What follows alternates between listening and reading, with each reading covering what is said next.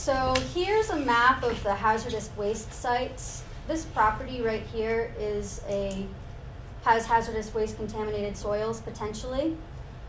This could be significant to the town because if there does have to be any remediation of those hazardous soils, that cost is totally 100% a town incurred cost.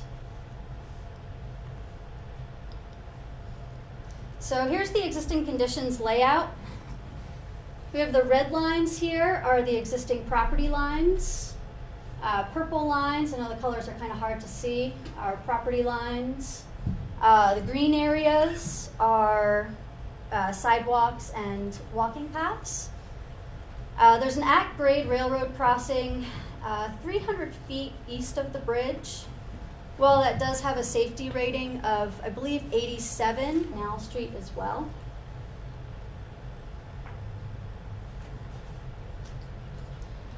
So design criteria and considerations for Depot Street. There's an average daily traffic of 530 vehicles per day, a design hourly volume of 100 cars per hour, percent trucks of 11%, a design speed of 25 miles per hour. Again, we have those utilities, we have historic resources, potential hazardous waste, and a railroad crossing. So the alternatives we considered, first is that no action alternative. We wouldn't recommend that just because of the existing condition of the bridge.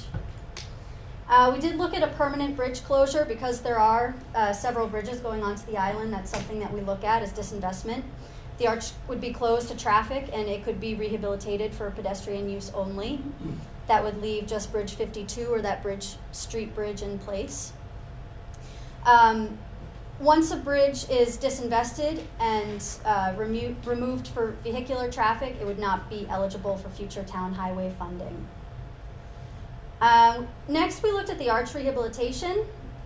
The arch would need extensive work to the foundation of the arch, so you're going to have to put in cofferdams, which can be costly. It's going to be an expensive project that would only have a 20-year design life. I think, as you know, with the rehabilitation of the Bridge Street Bridge, you pumped in a lot of money, or I'm not sure how that was funded, but and now there's only a 10-year design life to it, and so I don't think we'd recommend the arch rehabilitation either.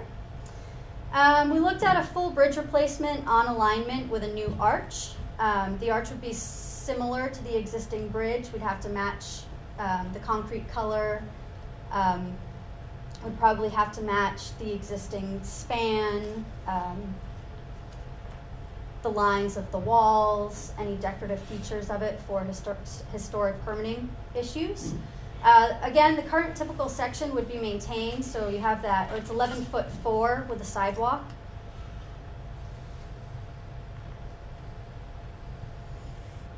We also looked at an off-alignment option, 450 feet northwest of the existing bridge. So for this option, the remaining two-way segment up to the bridge would be converted to one-way. It would be a longer span bridge, so we'd be looking at an 170-foot span bridge with a skew. So it would be a more costly option than the on-alignment option. It would avoid those utility relocations, and it would avoid hazardous soils.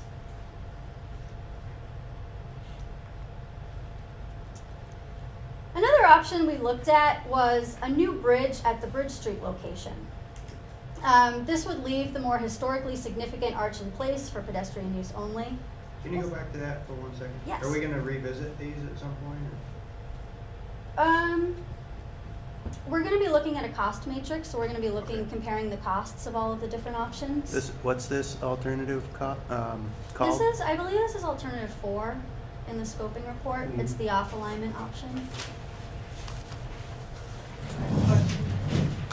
You say utility relocation relocation is avoided, is that assuming the Depot Street Bridge remains? Yes. So if you don't keep that bridge, if you decide to remove it, you would still have to add utility relocation somewhere.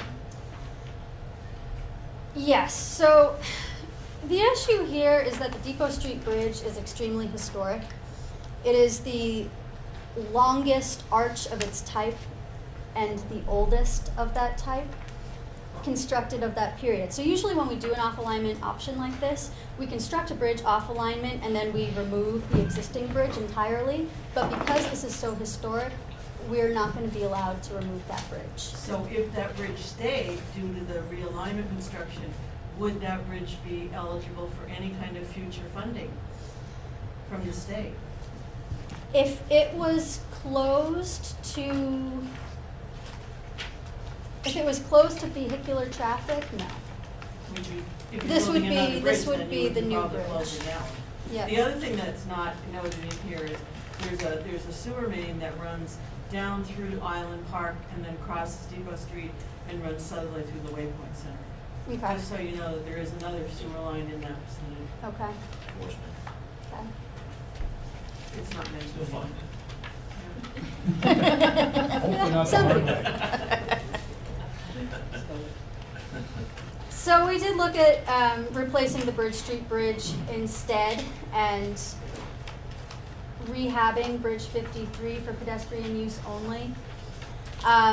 It would avoid railroad flagging. Again, the hazardous waste impacts would be avoided. Better turning movements for trucks and buses. It has a higher traffic volume. I believe it's about 2,600 vehicles per day versus the 530. Excuse me? Yep. As far as traffic goes, I think those numbers are not necessarily completely accurate because certain traffic can currently not go over Depot Street. So as far as that goes, I mean, Yep. the numbers would look different if the rating. Wasn't it 13,000 when the Vilas Bridge was open? That number? Vehicles going across, Yeah, it could. That daily. would be a good number to have.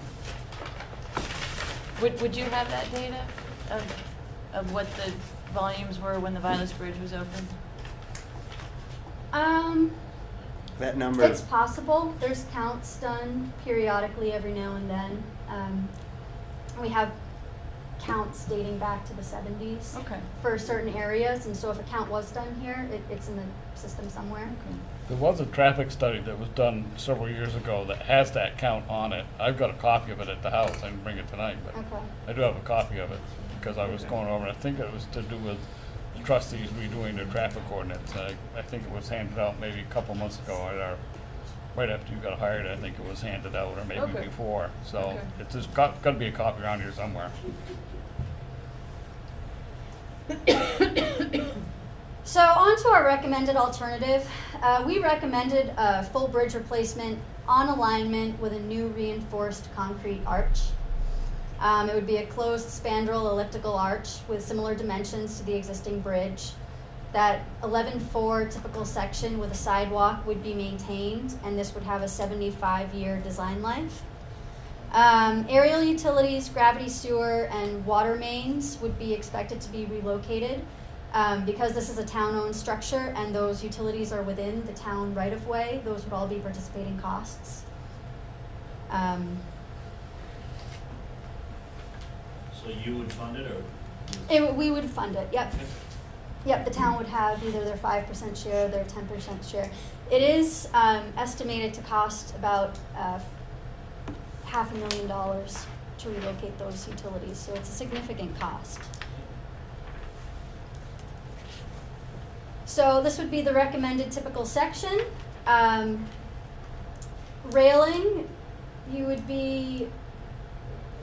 would probably not be this railing here. It would be a historic looking railing that the design project manager will work with the town to determine what type of railing meets the historic district. We have those utilities here. Those might be moved, maybe encased underneath the sidewalk would be a good place to put them. You see that 4-foot shoulder, 11-foot travel lanes, 4-foot shoulder. So here's the on-alignment layout. There's the bridge, the sidewalk would be kept on the same side of the bridge. New arch, matching existing for historic preservation. Again, that 11-4 typical section is going to look very similar to what's out there right now. Again, we have those hazardous soils on this side right here. And we have the aerial utilities and the water and sewer mains. Yep. So before you go off this page here, the report talks about eliminating that curve around station 150, looks like. And I think if this alignment is picked, eliminating that curve, you know, it doesn't look like much of a curve there. Yeah, so But that would actually take your, you know, where the Floyd LaFola is, actually would take the intersection closer to maybe the edge of the greenhouse or maybe up a little further. yeah, so the curve starts about here and somewhere back here, so there's a slight curve here, and I think that makes sense to straighten that out. Close What to I've 90. also shown here is a flare, which I believe that's a 30-foot radius, which meets the town standards. So we would try to, I think existing goes to about here. And so we try to improve that turning radius as much as possible. So, right, if we can get it, I mean, 90 degrees would be perfect. Yep. You know, but if we, Again, Get that historic permitting might play a role. yeah. Let me ask you, you mentioning 90 degrees would be perfect, but just within, what, a year, we've had a semi almost catch the fence there, and buses is sometimes very difficult to navigate that turn. So, I mean, I think really need to think of the future, and I think looking off alignment, to at least angle it, or I'd be looking up running a bridge along the new bridge up alongside the railroad bridge that you talked about. I mean, you're talking an industrial, heavily industrial use in the future. Our development director had stated at one point here, at the least having 2 accesses of bridges that could handle truck traffic. When you get into these weight ratings, we got a semi that's, loaded 80,000 pounds, 53-foot trailer. I mean, that's going to be a little difficult to navigate, I would think. A question. Could you clarify, I don't understand that radius, because I mean, to me, is that radius more gentle than the radius that's there now? Yes, it's a wider radius. Okay, in Everett, are you talking about an even wider radius?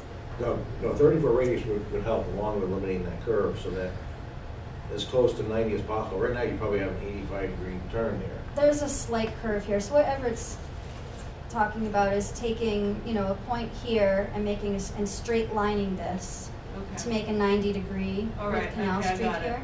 Yeah. Had that been the case with this truck that was stuck, it was closer to 90, and plus we had the Jersey barriers there, Yeah. too, plus a shorter taper. Could you? He would have actually made that corner. Could you go over more than the 30 for the radius to accommodate the trucks and stuff? Well, that's what I'm thinking, yeah. There, I mean, would that be feasible?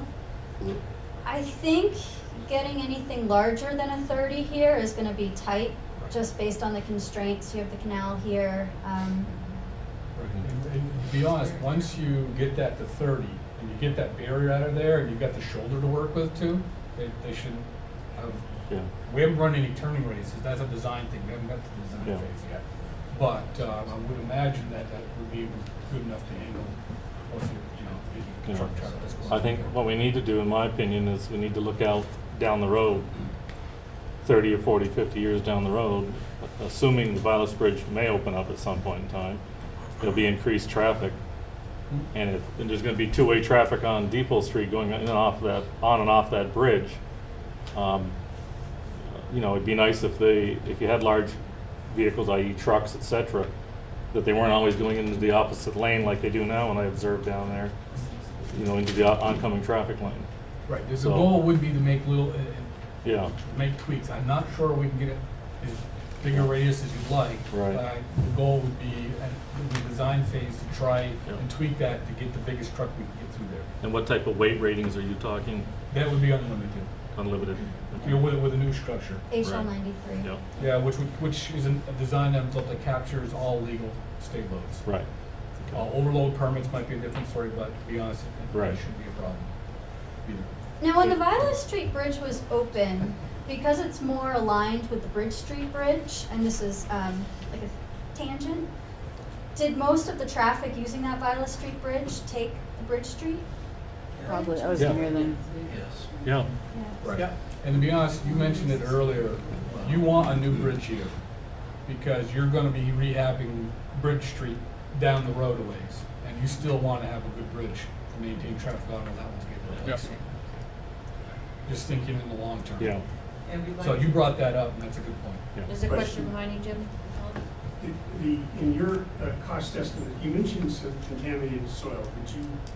Did you include any estimates for I did not. remediating that? Because presumably that would have to be done. Right, that's a pin that comes up from a hazardous map that A&R provides.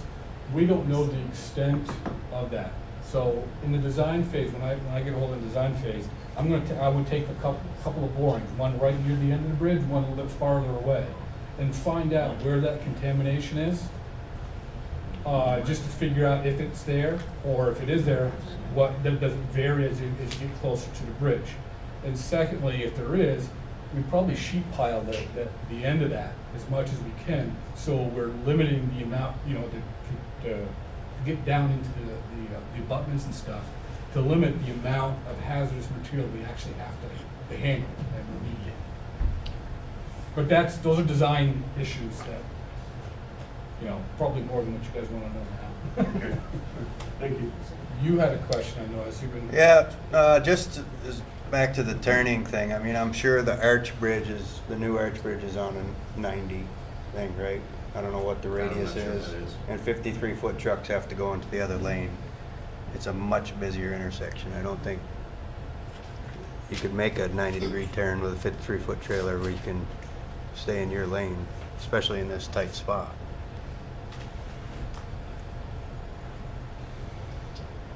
How much wider is this new? Standards is how we determine roadway widths, and it's based on the average daily traffic, the design speed, Right. and going into these tables for a local road, that gives you 9-foot travel lanes with 2-foot shoulders.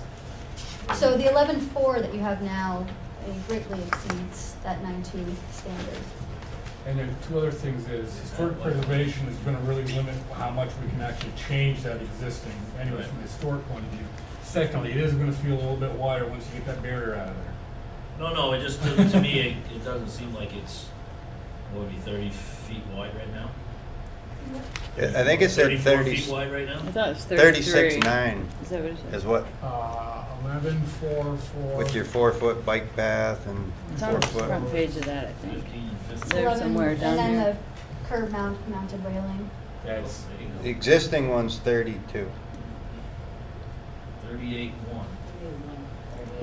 11. The outside Outside, that's facing not, but them. it, so, okay, 35.7 to, right. Curbs and railing, you're Just looking at doesn't seem 30 that- feet. doesn't seem that wide right now. Okay. Just a question about the right-of-way and the relationship with the owner of the canal. How does that all work, and are you constrained with the existing right-of-way? I guess it looked like it was, your plans were right at the edge of the right-of-way. Yeah, so any alternative that you look at here, because the existing wing wall is basically on that right of way, I Okay. believe on both sides, that we're gonna be obtaining rights, and so there's a process for that. Todd probably knows the right of way process a little better than I do. Oh, you don't already have it?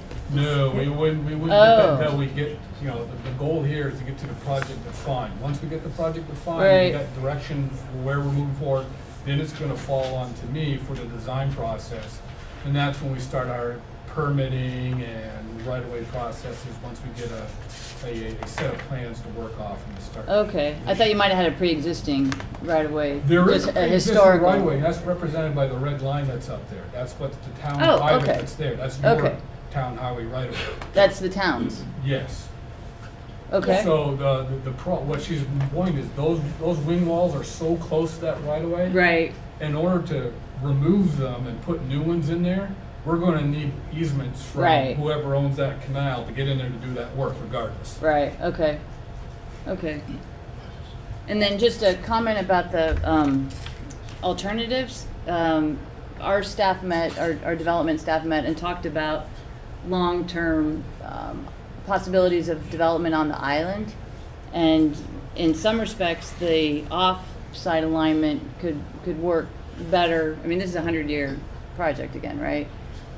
Could work better over the long term in terms of trucks getting off of the island, in terms of preserving the character of this area, because it is a nice walkable area right now. So I was hoping that the town might not have to make a decision immediately, but be able to narrow it to two, because recommended alternative is certainly better than the alternative that we were at before, which we would have ended up with just one vehicle bridge. Yeah, I don't think that's in your best interest. No, not at all. No, and actually, thanks to V-Trans, I should say that because you guys changed your recommendation after we spoke with you, and we appreciate that flexibility. So the replacement in a historic manner makes sense if it's going to have to be replaced, certainly. But I think it would be helpful for the town if we had more time to study the long-term impact of the off alignment, just because it could make a big difference to just the character of the town and of the island. Yeah, so you can certainly, you can give us your answer months from now. There's no. We're just not gonna progress on something Yeah, so- until we get something. And we don't want to slow you down, so let us know when those deadlines are. I mean, maybe it's next week for this. Is that? No, it's all on you guys. If a lot of towns will meet at their next select board meeting after this meeting, and so Okay. that's usually a month away, and then we'll hear back from them. Some towns tell us that night what they want. Some towns have taken 6 months to get back to us. Okay. To say this is how we want to move forward, but we're not going to start developing conceptual plans until we get a direction. Okay, that would be great. Just one other question. On this design here where you expanded the right turn here, Mhm. I'm thinking of a tractor trailer truck, or more specifically an oil tanker that obviously quote unquote is currently there's an important business there on the island. Are you saying that makes that turn easy without blocking the lane, or I'm trying to picture? It's going to make it easier than it is now. Right. It's an improvement. And again, if you're talking about a 53-foot trailer, I'm not sure. I don't think anything we do here is going to improve that one to that extent. I think- Without going into another lane. Whether- But we haven't run any turning radiuses to find out what's the biggest truck we can get through there without encroaching into the other lane. Yeah, because I think that. We don't know that. And I that's think something that we can practically continue. speaking, from a longer term viewpoint, and certainly from a short term standpoint, with code and code, Well- the ability of the businesses to use that bridge is rather critical to the decision. Yeah. So, it's, What I'm looking at is kind of two parts, Jigs, is if the Vilas Bridge does open again, we recently had discussion about truck traffic through the square. If you went, in my opinion, with the alternative, which was just north of there, you may be able to route a lot of that traffic, or the large trucks I through agree there. with you. I was just at. No, I'm not saying I prefer that. that Yeah. alternative too, but I was curious as to see what Sure. this would give Sure. us. Type of thing. It- I plead my ignorance here. What type of bridge is the Villas Bridge? It's stone, right? Concrete arch. It's- It's a it's- concrete arch, okay, all right. Double. Okay. Yeah, you need to take a look at Yeah, it. it's It's like- No, beautiful. I mean, It's that's. over a Fine. I 10 years just plan. wanted to Double make, connect. I knew it was a historic bridge, I just was making Yeah. sure it wasn't like a covered bridge or something like that. Oh, no. Because if it's a covered bridge, you're not getting trucks through there ever. No, no. That's why I was asking. It's like We don't need stone trucks. arches, yeah. The other thing I favored your that guy. is when you talk about the new site north of there, the alternative, is we're not dealing with potential of the hazmat or the utilities to an extent that we are here. And also, we're not disturbing the character of this Depot Street neighborhood, et cetera. I think looking down to the road to the future, regardless if that Bellows Bridge is open or not, if you have a nice, clean, straight road, and I think of, I get up there in Montpelier and I get on the back street from the Capitol there, and it's kind of cluttered with some of them bridges. The same thing, what's got some nice layout is when you get into Barry, you come off the pike there, and they've got it's a beautiful entranceway. But I understand this is historically significant, Right. but, reality, I think, in my opinion, down the road would be, if you're having any kind of traffic, especially the truck traffic, you want to avoid going through the square primarily, a nice clean straight shot up to the top of the hill there with an eyesight of the arch bridge is the way I would think you'd logically want to go. Yeah. So the only other thing I'll mention about the off alignment option is that the local share for that off alignment option would be 10%. It wouldn't be eligible for the 50% reduction. Mm-hmm. There's Act 153 from the 2012 legislative season says that if a town closes a road and doesn't construct a temporary bridge during construction, they get a 50% reduction in their local share, so their share would go down to 5% from the 10%. And so that wouldn't be eligible for the off alignment option. Right. Which could make it, Right. And that's how you that- presented it to Right, us. and that bridge would be Yeah. much more expensive because it's a much longer bridge than this one, and your right-of-way that you're gonna need to obtain for this bridge is gonna be more expensive because we're only gonna need a little bit for this one, Mhm. the off alignment. There's gonna be greater permitting impacts possibly as well from an environmental point of view. But, maybe it's a non-factor because it's a canal. Again, I'm just throwing those out Oh, there, yeah. but until I get into that process, I don't know for sure. But those are potential. Now, do you have those cost comparisons here on your presentation so the people who don't have this will be able to see it? yeah. Okay. Okay, he's Can we, Well, yeah. we only have like 20 minutes left because this meeting has to start at 6, the next one. So Okay. if it's possible to hold questions so they can go through, get to the next slides, and then you can come back to those questions. You can keep it, unless it's just to that design, that slide we were just. Okay. So I'll try to keep this quick. Proposed profile would be matching existing. Maintenance of traffic that we considered, we looked at an off-site detour, existing bridge for off-alignment option, or a temporary bridge. For the road closure option, we'd be looking at an entire construction season, that's about 18 weeks there. The vehicular detour would be Island Street to Bridge Street to Square to Rockingham to Canal Street because of that one-way section here. Pedestrian route would also, it would be recommended to be signed based on the pedestrian volumes, and so they could use that one-way section of Canal Street. It's less than a mile end to end, so it's sort of an obvious detour. So here's another clicker question to gauge how people are thinking, how people are feeling about a closure here. What is the maximum acceptable length of closure for Bridge 53?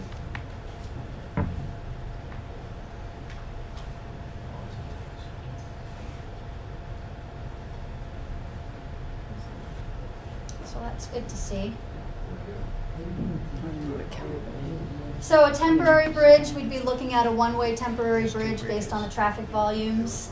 The utilities could be moved to the temporary during construction. Sometimes there's a benefit there, and it would require additional right-of-way. Here's one alignment that we looked at for a temporary bridge. So the recommended scope here from V-Trans perspective is a full bridge replacement with a reinforced concrete arch on alignment with traffic maintained on an off-site detour.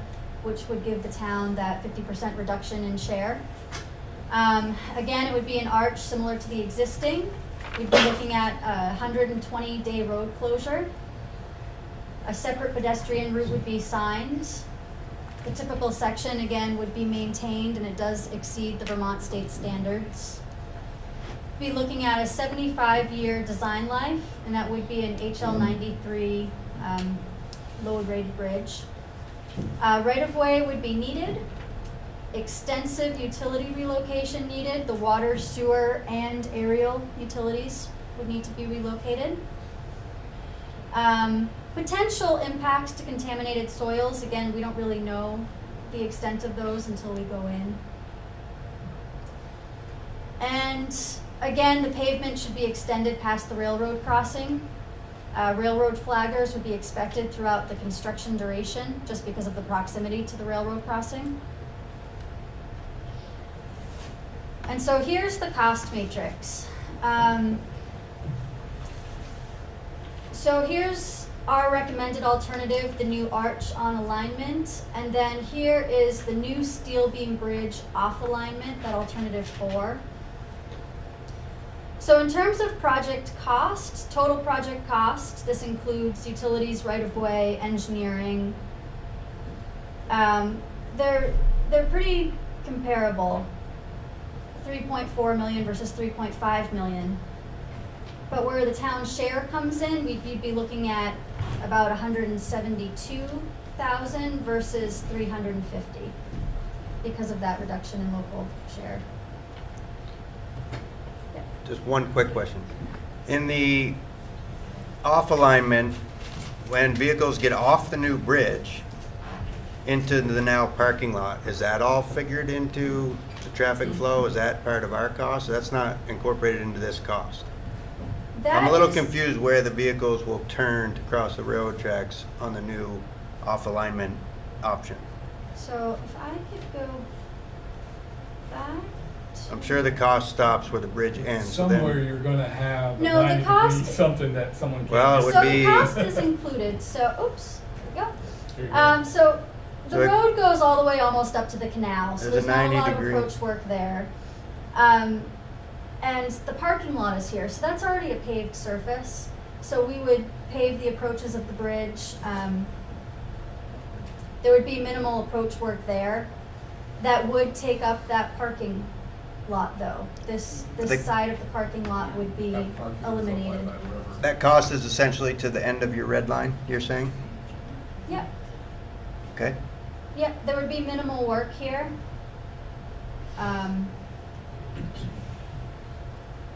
New line striping. That was my only question. So the future, I don't know if you cost estimated, but if the town were to take this option here, off through alignment, what would today's cost be to dismantle that bridge, I guess, Bridge 53? Because that day will be coming. It's just a matter of when. I think what you're gonna do is utilities. We couldn't dismantle. No, it's all, that day is coming, so I'm just, I know it's something, it's an evaluation that's required. So I'm number not we gotta sure. address. Go back to the cost sheet, what we talking about this?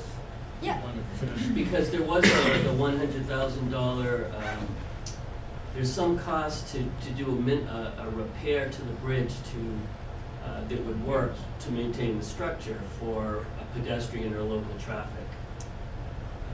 yeah, so there. Wasn't that 15 years worth? 20 years. This says 20 years, but would it actually last 20 years? I don't know. Going into the Bridge Street rehabilitation, you were probably expecting 20 years, and that didn't happen. It's hard to know the extent of the deterioration of that existing arch.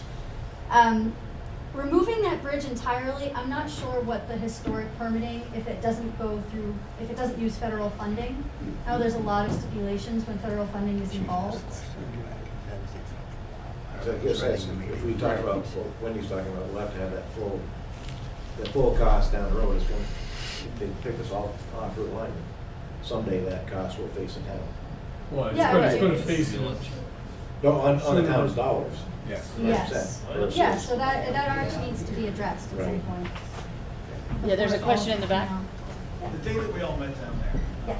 In the spring, was talk about doing the off-alignment bridge and then making the arch just pedestrian or bike traffic, and you gave the years of service, years of life left in that bridge will have significantly once we close up the traffic, to big traffic, right? It does. So I talked to our programming section after that meeting, and the rehabilitation of that existing bridge would not be eligible for federal funding as part of this project. For And pedestrian use with an offline along the bridge. Correct. Yes, so the town, if the town decided to move forward with that off alignment option, we would not be touching the arch, and so that would be entirely on the town's funds. And then with that, the off alignment, and go back to the picture, what, doesn't it defeat the purpose of the parking lot, or another T intersection back in there? Yeah, you'll have another 90-degree intersection regardless Why couldn't we Right here, yeah. reconfigure that for parking lot? truck traffic. Why couldn't we reconfigure the parking lot to make that more of a straight shot right from the railroad crossing? Yeah, that's an option. I'm There's not sure gonna if be we own some those more around work here. here. You can't have traffic backing up there to railroad Close crossing. everything to regular traffic, it will not, you might give you more room in the end. It would go right to the railroad crossing, you're right about that. And the railroad's right-of-way probably goes to about here. And I'm guessing you couldn't put the bridge or the bridge approach within that railroad right-of-way. Yeah, and the we're not sure, the railroad might own that first part of the parking lot. Or the whole thing. Whole thing. They own, the railroad owns the whole State thing. owns- State of the Vermont state owns owns it, it. it's leased to the town. Okay. Right, but if it's railroad property, the railroad leasing that's using it has a lot more authority to say yes or no. Yeah, I don't think the railroad is leasing the parking lot, Okay. so. So just when considering the cost in that cost matrix, there's acres on the island that have nothing going on, absolutely nothing, on Island Street in the center of the district that are pegged for redevelopment over a 5-year time frame. And a TIF district with the bridge as a nexus for that development, which it is, would easily cover the difference in cost with 50% and 10%, and probably allow for to work with bike pedestrian grants to do that rehab of the Depot Street Bridge to maintain that. So just for our consideration, the numbers do work as favorably when all of those, when the development factors are taken into account. And the traffic counts are with no business there. And in Windham County, I think the island redevelopment is pegged as one of the top 3 development priorities for the Windham County program. And why put restrictions on there? The development there has dwindled over time, and why maintain a restriction that we don't need to have when there's a viable option to eliminate that constraint?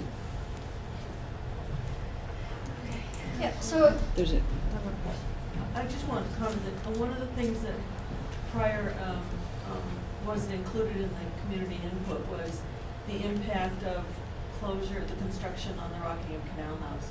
Because some of the residents, that's a senior housing with handicap, some of their parking units, their units park over on the island.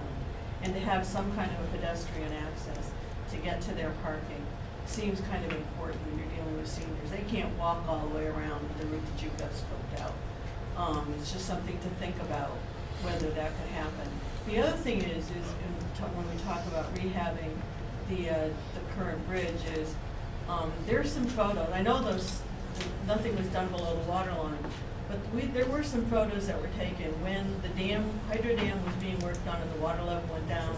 Everett Hammond took some photos, I took some photos, they were left in the computers, and they showed, I remember seeing the damage, and you could too probably, Everett, below the water line, and that's something to really think about when we're thinking about keeping a bridge that is in that bad a shape, because there's some stuff that we're not seeing, and it hasn't been looked at all. I have found in my experience, it's kind of like those home improvement projects. You get in, you just replace piece of sheetrock, you look behind it, and, oh, I gotta change the insulation. And you start working on that, it just snowballs. When you have these really old concrete projects, and you start getting into a rehab, sometimes it really snowballs on you a lot more than you planned. And that would be, from an engineering point of view, that would be my biggest concern about rehabilitating that structure. Which was, I think, one of the considerations that V-Trans took into is that we don't wanna rehabilitate it, we need to replace it. So, just to mention, with Act 153 and the 50% local share reduction, that includes pedestrian bridges. And so if a pedestrian bridge was constructed during construction, that the town's share would go back up to 10%. Unfortunately. Thank you for the information. I didn't know that. Yep.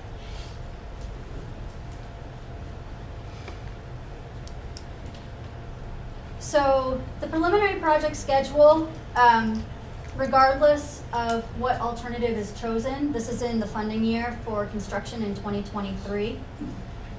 Right now, we are looking at a total cost estimate of about $3.5 million, and an estimated town share of $172,000. That's with the 5% share.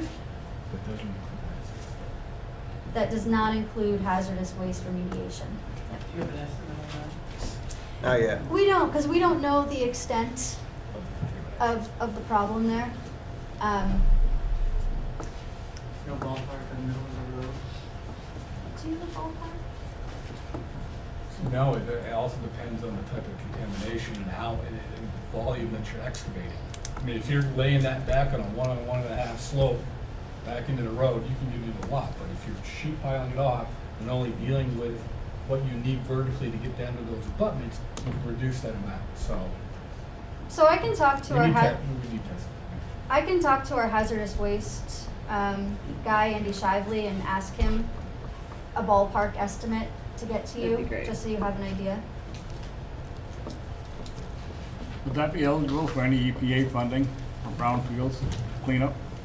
If the town ended up having to take care of it? I'm not sure, but I can look into that as well. Be another question to throw out there. Yep.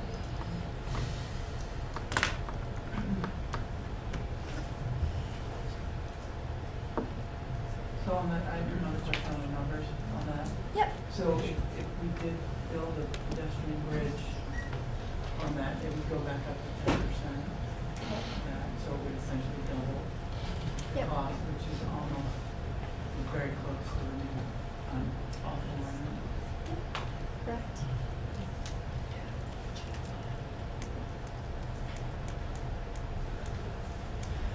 So which would you be most concerned about? Closure duration, bridge aesthetics, environmental impacts, recreational impacts, other, or not really concerned? Is this regarding the construction or the eventual result? This is the eventual, this is the construction. Yeah. And we do have, bridge aesthetics is the final product. We do have another slide that's similar to this coming up.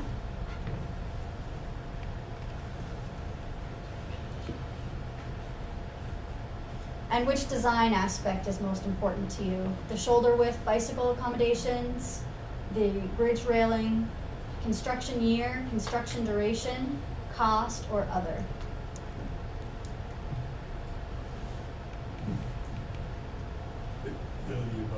Can we say economic development? Where does that come at some point? That's, is that what other people, is that what that 25% represents?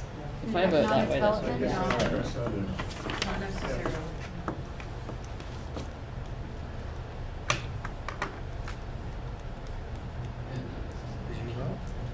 Yeah, for F, go for F, go for number. Did you find this presentation to be too technical, too simple, just about right, or not much use at all? Yeah. It's very nice.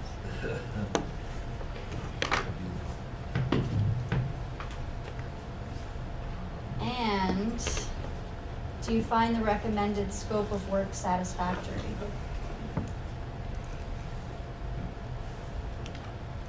By that, you mean Our alternative recommended, 3A? In yeah. terms of the 3A. If Okay. you like 4 better, maybe say no.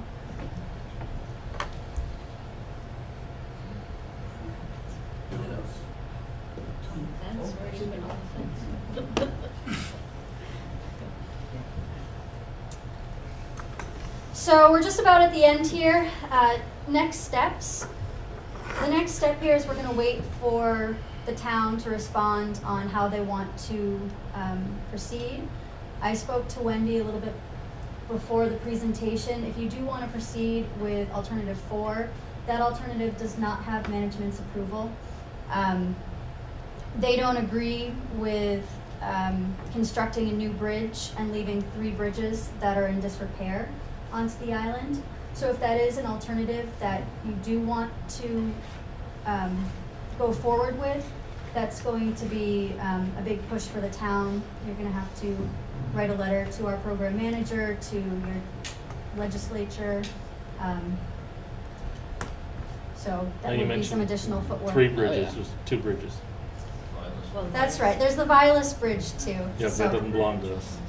That's So that true. can't go into our 5% of consideration, this. because we have no Yeah. control over that. We have no control over that. Yeah. We've tried to influence it, but. So there are, Right. but that would be Yeah. that would be leaving 2 structurally deficient bridges onto the island that wouldn't be addressed by the project. So we'll wait for your response. I have a couple of items that I'm going to follow up with the town on.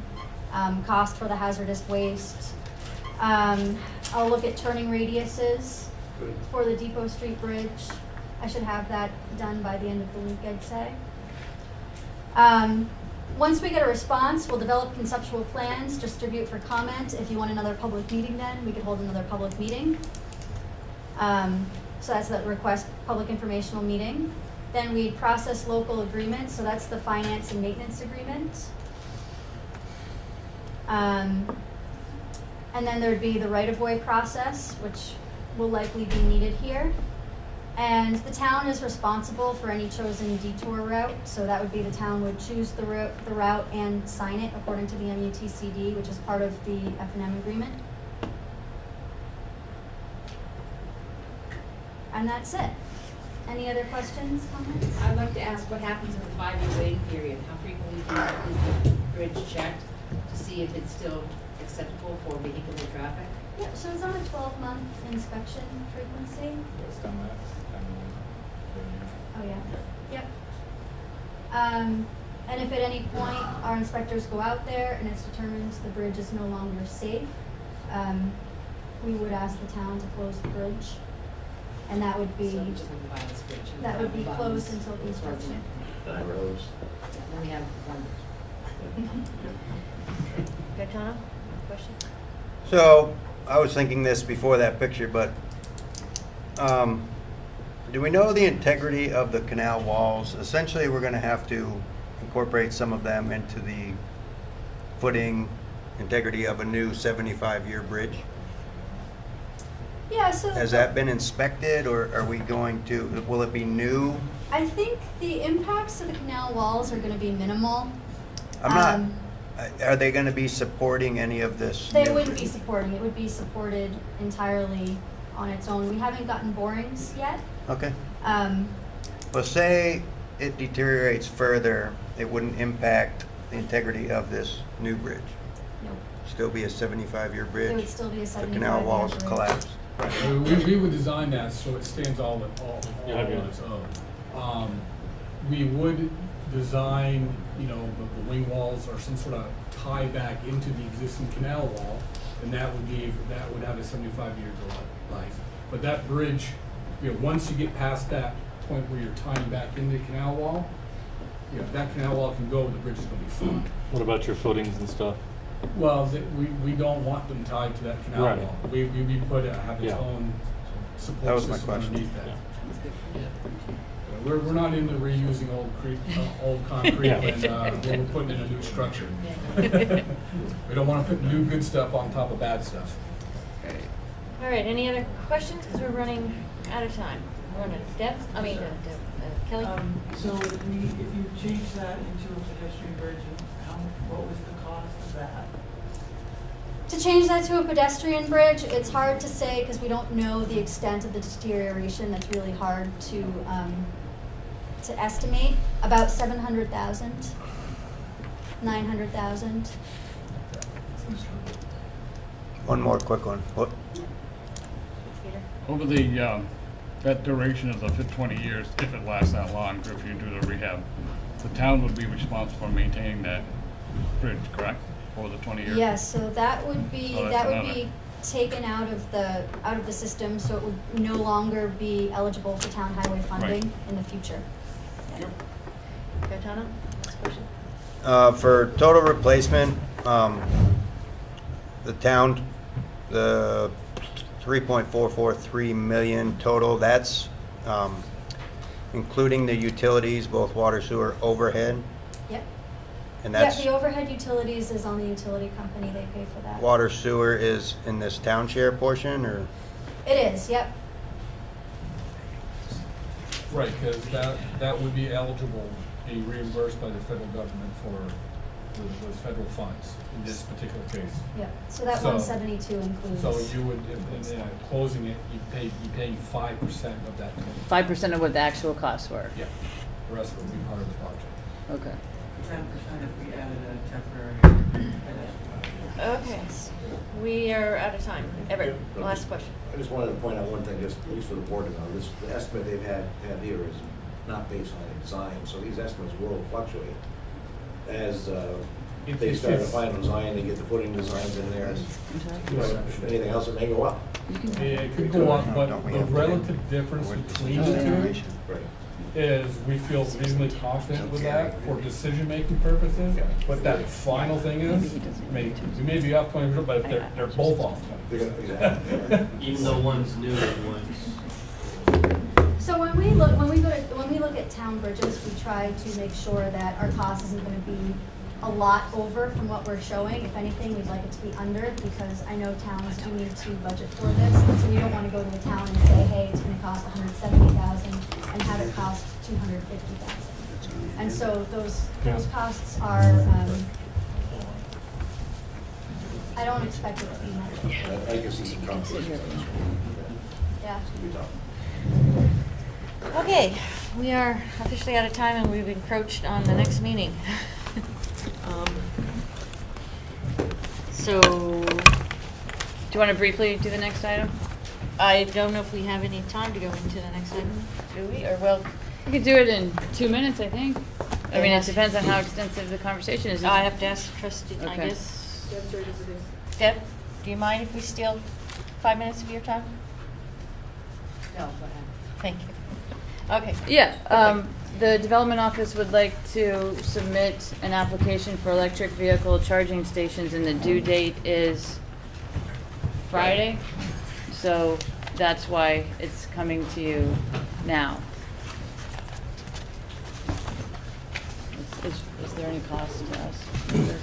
Yeah, so, Like, super quick. yep, super quick. So, 90% funded, and there's over 2 years, there's a number of rolling entry points.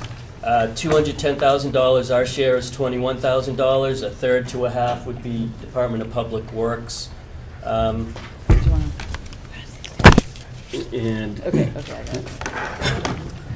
I already passed those out. Oh, basically, I have one. okay. 3 goals for the charging stations to attract electric vehicle owners into the town to patronize our shops, restaurants, and entertainment, to provide EV charging infrastructure to help meet the state energy plan climate goals, and to maintain our infrastructure and services in the village centers as current and relevant. And you can see from the application, I'll just point out all of the characteristics that score points. They're pretty competitive. We meet all of them. Charging station at the waypoint across from the train station, points for that, intercity rail, the designated downtown here, designated downtown in Saxon's River. It provides that infrastructure in those 3 places. Yeah. All right, you've Question. already talked to, to Green Mountain Power about the three-phase power Yes. relocation and all Yeah. that? Yes. Peter? Who's paying for the juice for all this? Is it on the town, or is it on the individual owner that's gonna use it? So the recommendation is, they're all with the Charge Point network. The $210,000 includes 5 years of assurance, any parts, labor, anything goes wrong, they send someone out. 5 years of the networking, so cellular to charge people with charge cards. The recommendation is to do the first year where we pay for the electric charges and to help get them known and used. And then after that, we charge and we set a fee structure that can earn funds, can be favorable. Who monitors that to make sure that it's being followed through? Because we had a problem with that down at Waypoint Center a couple years ago, where somebody was just plugging in down there with an electric vehicle, and nobody caught up with it until they saw a huge increase in electric bill. Right, so this has reporting, and as the resolution that's recommended authorizes Wendy as the municipal authorizing official and authorizes the development director as the grant administrator who would monitor reports on usage. There's a pretty thorough reporting mechanism. It's all tied into the cellular networks, is how they're invoiced, how the usage is monitored. How long did we know that this deadline was coming up? I mean, this is a habit we're getting into, and we need to start avoiding it. Where stuff gets to us 2 days before we're gonna have it done, and the stuff is laid in front of us, and we're expected to make an intelligent decision. I'm not happy with this. Okay, you know? we could wait till the next round. I mean, Yeah. When's the next round? It hasn't been announced yet, but it'll likely be in the spring. Now, I mentioned up to the, up in Rockingham there at the park and ride, one of the EV stations there is blocked by a truck that's been there for about maybe 2 months that I can recollect. So those are like electrical outlets, the level 1 charging Yeah. stations, which require being plugged in all day. These stations, the high-speed one charges in 10 to 20 minutes. It's like using a gas pump. That's at the waypoint. The other 3 are 2-hour charges, and they're the ones in the villages that encourage people to charge for 2 hours while they shop and eat. I know green is a nice thing, but I think it was one of the New York papers, matter of fact, this morning I was reading that I think it's General Motors is cutting back on a couple of electric cars they're not going to manufacture because of the price of gas is coming down, et cetera, et cetera. All right, so if we hold off on this, do you think we'd have a less of a chance of getting one of these grants? I mean, I just don't know how many, this is all part of the VW thing, right? Yes. And so it's a limited amount of time that these grants are available. Do you think that if we pass on it at this point, we'll put ourselves in a disadvantage by So, not being well, I think recycled? it's likely that you have more points for putting in all of your charging stations in one application, but they're not likely to fund them all at once. So I think we have more of a chance of all of them being funded over the 12 to 15 months or how many rollouts they have. They may look at this and decide to fund one of them now, and then in the next round, they would look at funding other ones. So it's definitely an advantage to submit it now. All right, so we don't, I sadly have much time, but what does the board think? Anyone want to make a motion? Well, Authorize? I'd be curious as to actually how many people, it's a nice thing to do, but I'd be curious as to how many people actually in town have an electric vehicle that they would come here to plug in. I know there'd probably be people that may come from out of town, but when we're looking at paying the cost for the electricity here, increased cost, I have a hard time looking at that. I think it's something that we don't know. I mean, we are right in the spot where people coming from New York or Boston would stop to recharge. Oh, yeah. So until, if it's Yeah. here, I don't know. I don't what the doubt answer that to for a is. second. My first responsibility is to the people that I serve that are the residents, so. Well, it would be bringing business. We always complain Yeah. that people skip our exit and go straight through and get off at 6 and go to Ludlow. So this would be ideally a way to bring people into town. Plus serve people here who would possibly buy these. Springfield's got some up there that I see. It might be nice to check with our neighboring towns to see if they have some statistics as to what They're they not get the used. same. Those are the lower levels. They're the lower levels. Springfield Park and Ride is the lower levels. I think towards North Springfield, they have one of the. Well, there's one right where the old police station used to be also. I think there's a sign there. that Yes, says I think electric. that's Five All right. minutes. Okay. Yep. Yeah, I don't feel comfortable making any decision. We got something right before the meeting. We're being rushed because we're into the next meeting. I haven't read it, so. All right, so I guess the consensus is to wait. I do apologize for that. We had it on the November 20th schedule at Green Mountain Power. We had site visits scheduled, and they got held up because of the windstorm and being out on the road, and then they weren't able to get back to it. All right. So apologies So I for guess that. we'll hold off. Before we move to adjourn, I just want to say thank you, Carrie, for all of your keeping us in line. As we tend to, we couldn't have done any of our work without you over the years. So thank you very much, and enjoy retirement. Thanks. I'll let you know. All right, move to adjourn. Second. All in favor? Aye. All right.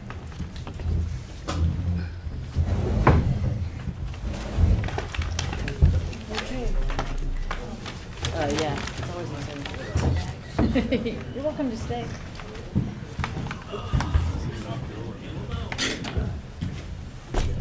Wendy, they didn't take this list. Oh, okay, thanks. We'll give it to you. Thank you. What, call you? Yeah. Is that the best thing? Did you bring your? Yeah. You relocating?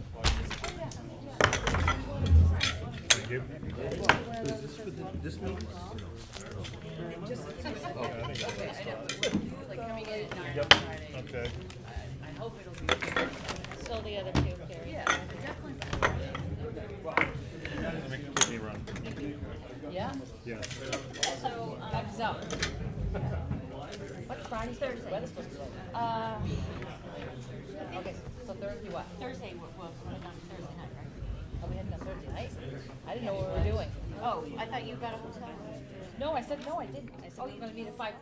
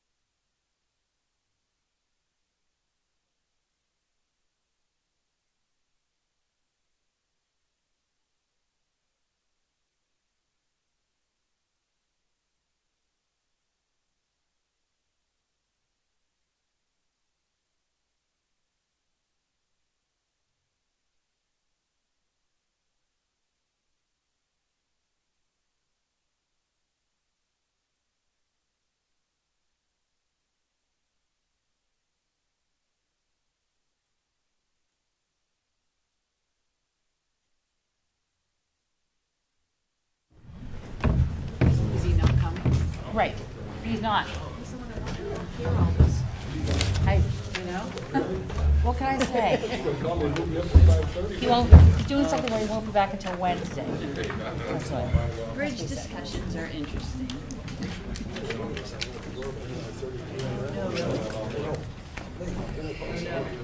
It was somebody else.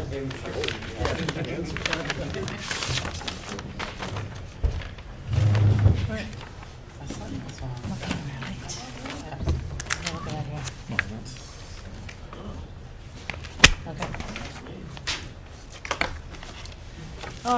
So we're on, right? And we are late. For a long time. Yeah, I know. Okay, welcome to the Bellows Falls Village Trustees regular meeting, Tuesday, November 27th, 2018. It is now 6:15 p.m.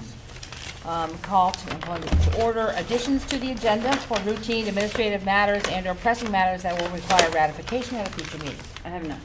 Okay, all right. Approved minutes of November 13th, 2018. Make the motion to approve the minutes of November 18th, 2018. I'll second that. Any comment? All right, discussion, anything further? All right, then, all those in favor? Aye. Any opposed? None? All right, motion passes. Okay. All right. On to the public comment on items not on the agenda. 3 minutes per person, please. Anyone? I see none. Moving on to the manager's report. Just a couple of things, Madam Chair, members of the board, or President, members of the board. The mold remediation is just about complete, which is great for your staff. And we're moving forward on purchase of the vehicles, the trucks and the vehicles that you approved at the last meeting. And we're actually getting 2019 models instead of 2018. They no longer have the 2018, so it's same configuration, but same price in all of the cases, but better vehicles. So that's it. And that's it, all right. All right, so now we're on to the first item, the agenda, the employees reimbursement program. So I think we received some material today. Right, we just provided what we had already given you. Right. Which is, Plus the email from today. yes, The what? the email. All right, so, The email from the union representative, I Yeah. believe that's. Oh, I didn't see that. We forwarded it, yes, yes. the copies of those, When okay. did you forward? It was in the afternoon, but we have a hard copy here. Okay. So is this something about which we need executive session? It's your pleasure. It's eligible if you would Yeah. like that. So Probably I not. know there are several people here Would not to hurt. speak. Who wanted to speak before we do that, or so on and so forth? Okay, so, all right, so I'm certain that you have all seen in minutes and on video what we have done, so, and where we are at this point.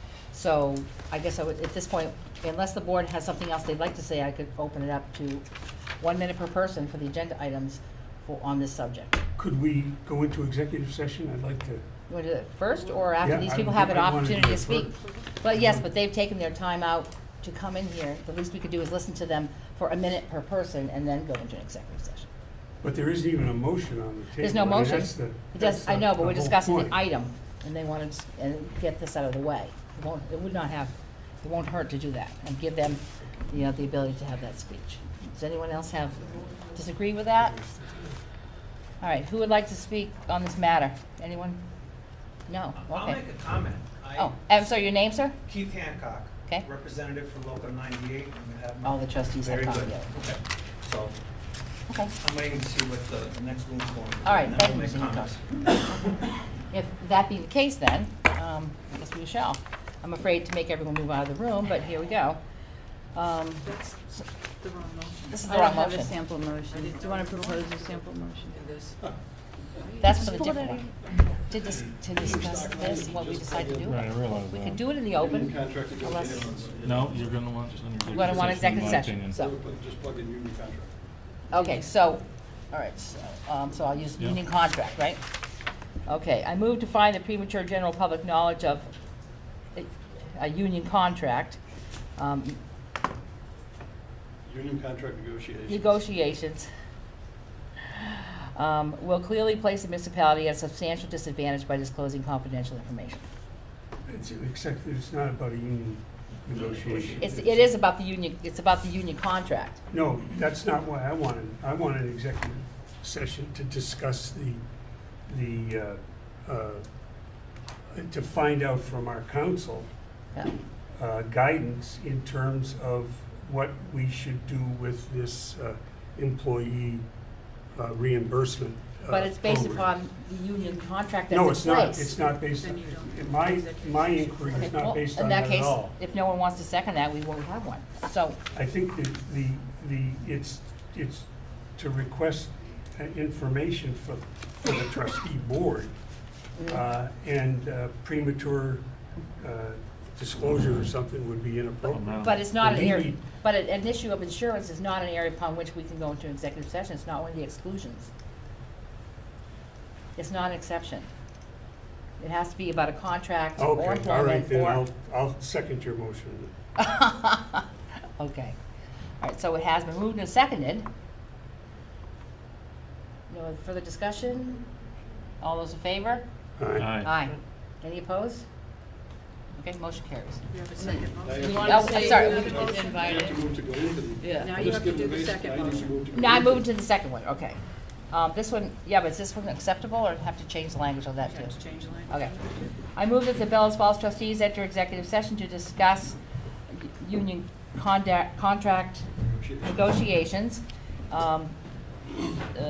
inviting Ray Masuko Legal Services to the body under provisions of Title I, Section 313A1 of the Vermont statutes, and invited village attorney, Mr. Ray Masuko, and municipal manager Wendy Harrison to attend.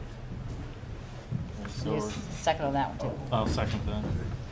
So we're gonna need to shut down the Has been moved and cameras. seconded. All those in And- favor? Aye. Aye. Now, you can shut down, need to shut Right. down the Do we cameras and need- excuse people. I'm Do we afraid need to have move these people up to the second tier, because you can hear Rams close that door? Mhm.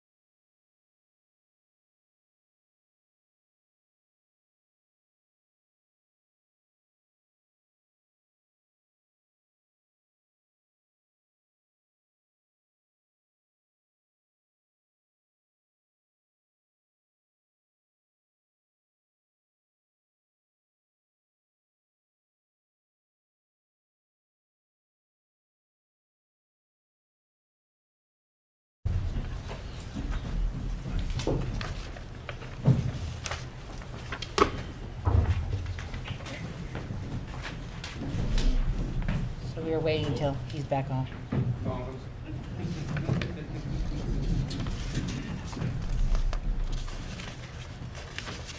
Okay, all right, so we're out of executive session. We have determined that we will take no action and the program will continue. And now we're moving on to item number 2. So, consideration of service agreement with Dominion Tech. Okay, Madam President, members of the board. You have before you a contract for services. Maybe I should wait till. No, we can go. Okay. Oh, there we go. Someone's squishing the This is a contract for services for IT services. We've been a customer of Nemrick for decades, I believe. And Ernie Saunders, the president of Nemrick, notified us earlier this year that they would no longer provide IT support and maintenance services. They will still provide the financial services that they've been providing, which includes tax preparation, or tax calculation, I should say, grand list, and the accounting software that we use. Ernie recommended that we consider Dominion Tech of Williston, Vermont for the IT services. And I met with Ernie and Brian Curtis, who's president of Dominion Tech, to review existing and potential future services. The Nemrick employee who has been our key tech support person, Theo, who many of you know, he went to Dominion. And one of the reasons he went to Dominion was because he thinks it's a quality company that provides good services. We had hoped to have a representative of Dominion here tonight, but he was not able to make it because of the storm. We can actually contact him on the phone.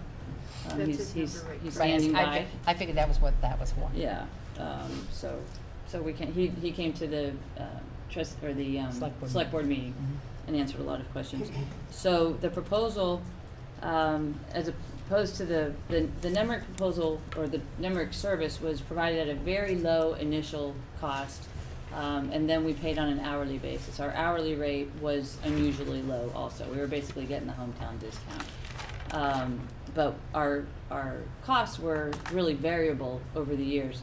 An advantage of the Dominion contract, the way that they have proposed it, is that we'd be paying a set rate per either the number of computers or the number of personnel, whichever is lower.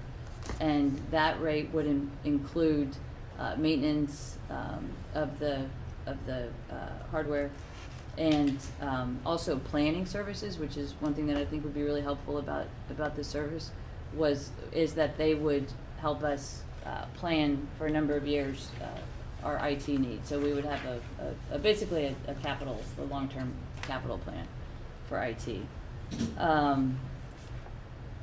This transition has happened pretty quickly. It would have been nice to have had the time to go out for an RFP. The contract does have a provision where we can terminate with just 1 month's notice, and I have checked references on Dominion. The chief is here to speak about the police-specific IT services, which are, you can come sit up here if you want to. Very specialized. You need special certification to even deal with the police data, and Theo has that. There's also, we should get Mike on the phone because they have another employee who was head of police tech, and there's another word for it, of the state. He now works for Dominion. So not only do they have Theo, but they also have other folks who are expert at that, and they have. We wouldn't be dependent on one person, which is pretty important. We'd still have Theo, but we would also have folks who Theo shares his knowledge with, and so he could be sick or go on vacation, and we could still get things done. If I may, just for a moment, usually let you go first.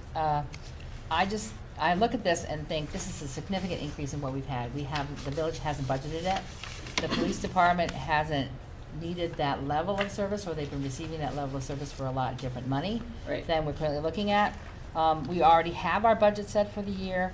I do see your email. I don't necessarily think we should be taking out of one budget line to cover another budget line. If that particular budget line you're mentioning is so, it will have so much surplus, I wonder why. So that's a different question.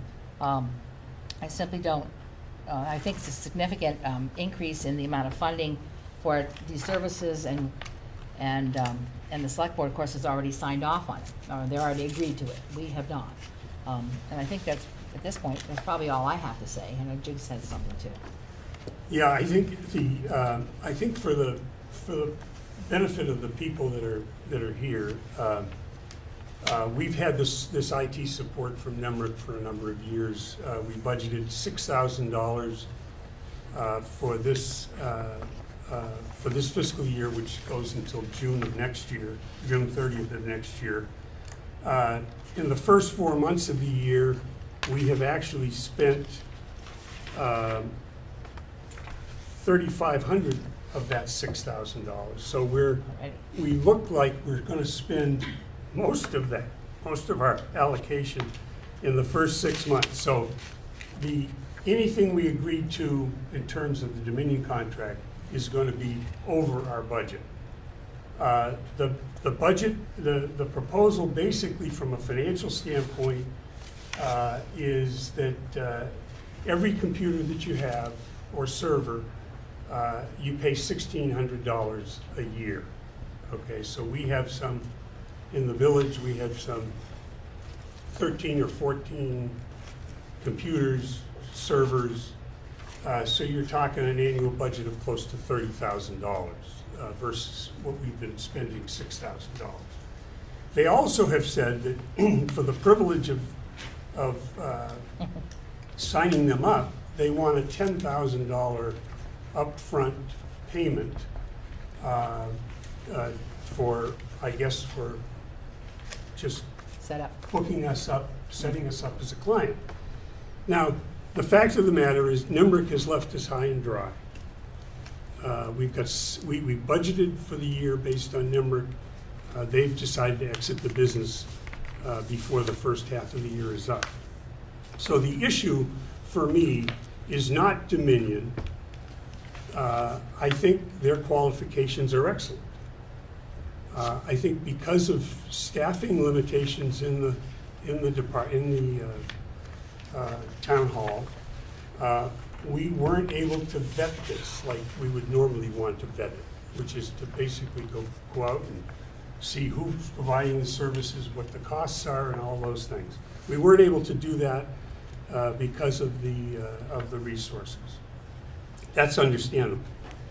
So my proposal would be that we enter into a 6-month contract with Dominion at the rate they suggested, the $1,600 annually, which I think it's $116 a month Per unit. Per yes. unit. Obviously, I'd like to make sure that the chief, our chief of police, and our fire chief need the number of units that we have.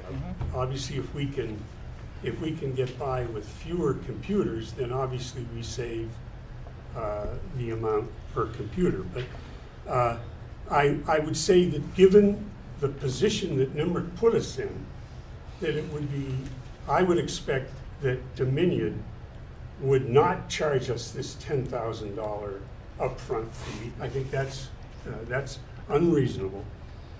I would certainly endeavor that any analysis and recommendation of a provider for fiscal 2020, that we would definitely include Dominion as part of that process. So that would be my proposal, Deborah, because obviously anything we spend here, and it looks like, 1,600 times, or 800 times 15 computers or something like that, you can do the math. I mean, that's how much we'd be over budget. And we're trying to avoid being over budget. So I think we'd have to bite the bullet on that. because we have to provide the IT services for our employees. But I think that under the circumstances between Dominion and Nemrick, we ought to be able to come up with this 6-month arrangement. And that would be my proposal. So what's the total dollar amount on that again? Well, Well, the annual is 23,522. It's gonna- That includes water, sewer, and general fund of the village. Right. but I think that Not the what he said. number of computers that they put in their contract. Right, but this is the entire, both municipalities together, Correct. yes? Correct. Okay, so how many does the village have? Hold on. 13? We had 15. 12. 12 are for village functions. 12 Well, village right now, computers. we have 10 in the police department, 8 computers and 2 8. servers. So it's 10. Oh, if you count the servers separately, yeah. 3 at the fire station, and 1 each at the water and sewer. So that's roughly 15. That's 15. $12,000. 15 computers times 800 Yeah, would be the. Okay. 12,000. Mhm.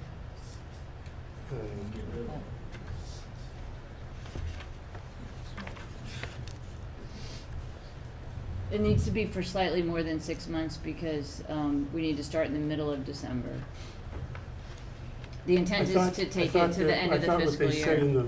in the was that it would was be for the new year. December 15th, though, is when they cut So it'd be off. 6 months and 2 weeks. yeah. Or what happens if we don't go with Dominion is we can still use Theo, but the hourly rate is, I think it's approximately double.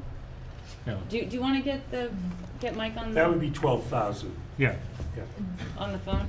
Well, what questions will we ask him that we can't ask from the paperwork or from you? Well, the fee for one, I think and the 6 months, and how that might change. So whether or not they'd be receptive to that, or he would be receptive to that, is It would just be helpful to know Okay, Carrie. now Do I put rather on than 9 again? later. Wait, Yeah, 9. 9, okay. Oh, and then just.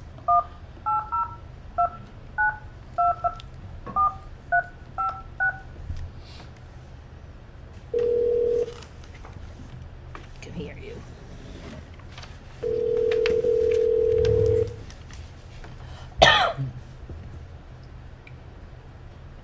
Good evening, this is Mike. Hi, this is Debbie, the village president in Bellows Falls. You're in our meeting right now. Wendy said, or Carrie said, we could give you a call if we have questions concerning the contract. Absolutely, love to help out. Okay. So what we're looking at right now is a consideration, what you would think of doing a 6-month, well, plus 2 weeks. We start December 15th until the end of our fiscal year in 2019. So it would be 6 months and 2 weeks contract instead of an annual contract. And how that would affect the numbers that you've quoted us. That I would have to take a look at, run the numbers, and see how that would work out, to be honest with you. Because we up front with all our onboarding, we invest quite a bit of time getting everything settled, getting all our proactive work, on there, agents on there, antivirus managed, anti-ransomware. I mean, there's a lot that goes into it. And then to have to pull all that out in 6 months we would lose a lot of money with that, because there's a lot of time for engineers that will be, Theo's time will be working down there to get you all up and running, get you secured, for it to essentially terminate in 6 months. Mm-hmm. Jakes? Well, I don't know if he can hear me or Can you not. hear this gentleman, Mike? Yes, Okay. absolutely. The issue, obviously I for one, I'm the one that's raising the issue here. And it's certainly not because we don't think Dominion's a good company. By all means, it looks to be an excellent company. Our people have dealt with Theo for years and think very highly of him, so The issue is that NIMRIC has left us high and dry. We are just shy of 6 months into our fiscal year. The amount we've spent on IT support for 4 months is almost very close to what we budgeted for the year. So the proposal that's on our table here, and by the way, we just heard about it, the trustees just heard about it last week. We have not been able to do any kind of analysis of what other vendors are out there or whatever. We're just taking it on good faith, and obviously the fact that Theo is there. But we would like to do, as we approach our next year's budget, we want to first of all do as little damage to our current budget, which is mainly what we would have to spend on your contract for the next 6 months. And then as part of our 2020 budget, which runs from July to June of 2020, then consider the full aspect of the relationship. We're trying to get through our fiscal year with as little damage to our financials as possible. So that's the issue. I mean, as I think you know, we were relying on NIMRIC, and then they said we're going to exit the business, you know, and it's kind of not fair. So I guess what we're asking for you to consider the financial burden that this is creating on a fairly small budget, and treat this as a 6-month deal, and then beginning July 1st of 2019, we would then have a more formal, longer-term arrangement.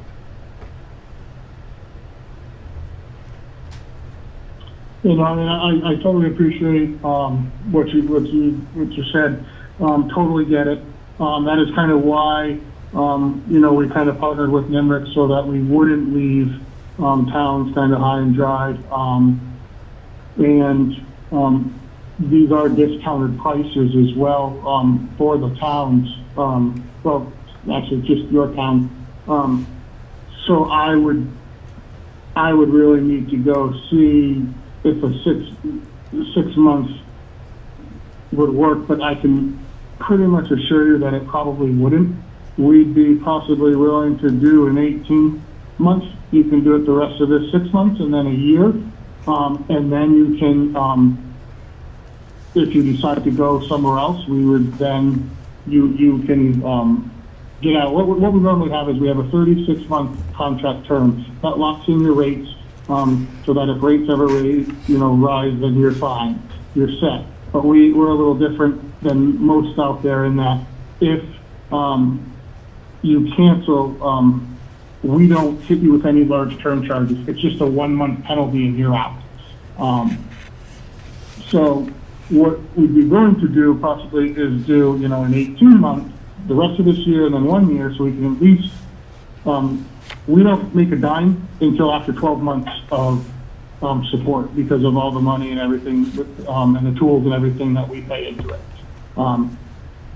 And then after that 18 months, if you're still not happy, then you're free to go with somebody else. Okay, but like I said, we're not unhappy with you. Yep, no, you follow what I'm saying? It's the amount. It looks to me like the village would be looking at for the next 6 months, or six months and 2 weeks. Yeah. Something on the order of $13,000 that we don't have in our budget. Okay, that doesn't include this $10,000 sign-up charge or whatever. Because obviously, if you insisted on that, we'd have to pay our share of that. So I didn't count that. So I think what we're looking at is I mean, I'm willing to talk about 18 months, but I think we'd have to see what you charge us for 18 months. You know what I'm saying? Yeah, no, I get it. Right now you get a discount. We're normally $129 a month. The towns, just Rockingham altogether would get a discount.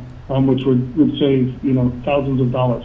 If you take, right now, without doing anything, changing with your data backups for your servers or things, there's a few options. Theo's been thinking about that, whether we bring it to, the police, another police department, whether we, bring it to the cloud. So that's kind of, once we dive in there, in the future, we can kind of determine that. But right now, you're paying if you were to sign on, you would be paying $11.61 a month. So the rest of your year would be, it looks like just around 7,000, if my math is correct, 6,000. And then, as I was talking to Wendy about, if you all sign up together, which was kind of the original thought process when we gave out the discounts, then Wendy and I can talk about discounting for the onboarding. As I told her, I never want to lose the client's business over the onboarding charge. There are some hard costs that we need to get back, but the setup fee and things like that, we can talk about waiving portions of it. So I don't want you to get hung up on that, but if you do the math, it's not $13,000 for the rest of the year. It's actually $11.61 for the police department. That is what we're talking about, right? The whole police department. Talk about, well, all of our computers. It's the police department, fire, water, and wastewater. Okay. We're looking And like- the fire department is networked in with the police department? I don't know. No, No, they're it's networking not. with the It's town. not. Right. No, it's not. Oh, so it's hooked to the town. Fire department's networked with the. Yeah, so No I'm one's just networked talking with about the the folks that are networked into the Okay. police department, because you have Right. two separate networks. Right, but but for the village, The we have others to are cover not, police, they're water, not and networked wastewater. in with the police. No, the police have to be separate, right? And Mike, Oh, okay. Mike, can you explain more about the other individual you have on staff who is with the state? Okay, all right. So, what I would like to ask is, how much do we have to pay to start up? Is it Or how much- half of the 10,000? Is the village splitting it directly 50-50 That's with for the town? both What we- organizations. That's both organizations. What we would ask Mike to do is to talk to Wendy and give us a number Yeah. to get us through June 30th. And all I'm saying is, if we only pay it on a monthly basis, we're not paying the entire year's contract. We're only going to be paying for the first 6 months. Oh, right, As yeah, we go. and that would be the Yeah, case. except for the one-time setup, which is the 10,824. But he said that he might be able to do something. Right, he might be able to So that's the work on it. question, is what can we, what numbers can you, given what our requirements are, would you get back to Wendy and give us a number? And as I said, I have no problem with the 18 months. I mean, I think that Dominion's going to be an excellent long-term solution for us. So it's getting through this budget cycle that's Making that's it the work killer. until June 30th, right? So did you hear what Jiggs asked for, Mike? Yeah, so it looks like, and I'm just gonna mark it here, I'm looking at the agreement now, so I just so I can see who is part of the village. I know the police, so the fire is then? The fire is linked to the town. No, No, but- no. Say that? but it's Wait. part of the village contract. It's part of the village contract, but it's, okay, the Right. computer itself is Right, linked to the town. who would the village be paying? It's sure you fire get the right department, fire. Oh, yeah. police department, highway, water department, And wastewater. and wastewater. And wastewater. department. Wait, does, Okay, so that's the volunteer fire departments don't have one, do they? Yes, Do they? Okay. they do. Oh, and the town has their own fire The department. town has a fire department also, so. you No, I gotta make sure you understand. got This Yeah, the- is, but I but think this is the village. This is the village. Okay, the village, all right. Good point to point So I out have, now. essentially, it's around 15. That's what we 15. calculated, That's the right. number I had. 15 computers. Okay, so, and I can, do, so, let's see. So you're looking at around $10,000 for the rest of this 6 months to cover all those computers. For the 6 months and 2 weeks, right? Because it's starting December 15th, right? That's 6 months and 2 weeks. Okay. Well, I mean, we can start at, January 1st, we can start Okay. it, whenever's convenient. Our onboarding process, takes a while, so it's, we're getting in little by little as we go. Right. I mean, you can start it January 1st if you want. But as far as the December 15th date, that was just the last time that we can have Theo down there for the full days, without a routine, only because his new position is basically being a network admin, so that, he has other clients that he spends days to, so, the 16th week is no longer a pay per hour type of thing, but I mean, you can start it, if you wanna kill off those 2 weeks, if you can come down, in December or whatever, our onboarding process, you can do some work, we'll be doing that throughout December, and then start at January 1st, so you save that 2 weeks of money. So- And you won't have to worry about it. Mike, is the onboard cost in that 10,000 you just said? No, that's just for the monthly, the 15. That's the computers. monthly, not to include the onboard cost. Yeah, what I'd be willing to do, is, so right now, yes, the onboarding is, is over the $10,000. Part of that is, backup appliance and stuff for the town, so that there's some hard costs. What I'd be willing to do is, it looks like there's about 4,200 and change of, to 42, 43 for almost $4,800 of service. If the town and the village go together on the original plan, Okay, I would be willing to waive that portion of the onboarding the 4,800. completely. Okay, Yes. so that brings it down to like $6,000. Yeah, and I can't touch that because that's hardware. Yeah, hard cost. stuff, right, got it. Yes, but I'd be if you all, said, okay, we want to stay with you, we love you, because I want to show you the value that you're going to get. We're excited about, what we offer our clients and the value they see. So, and I know Theo's pretty passionate because he's been working with y'all for so long.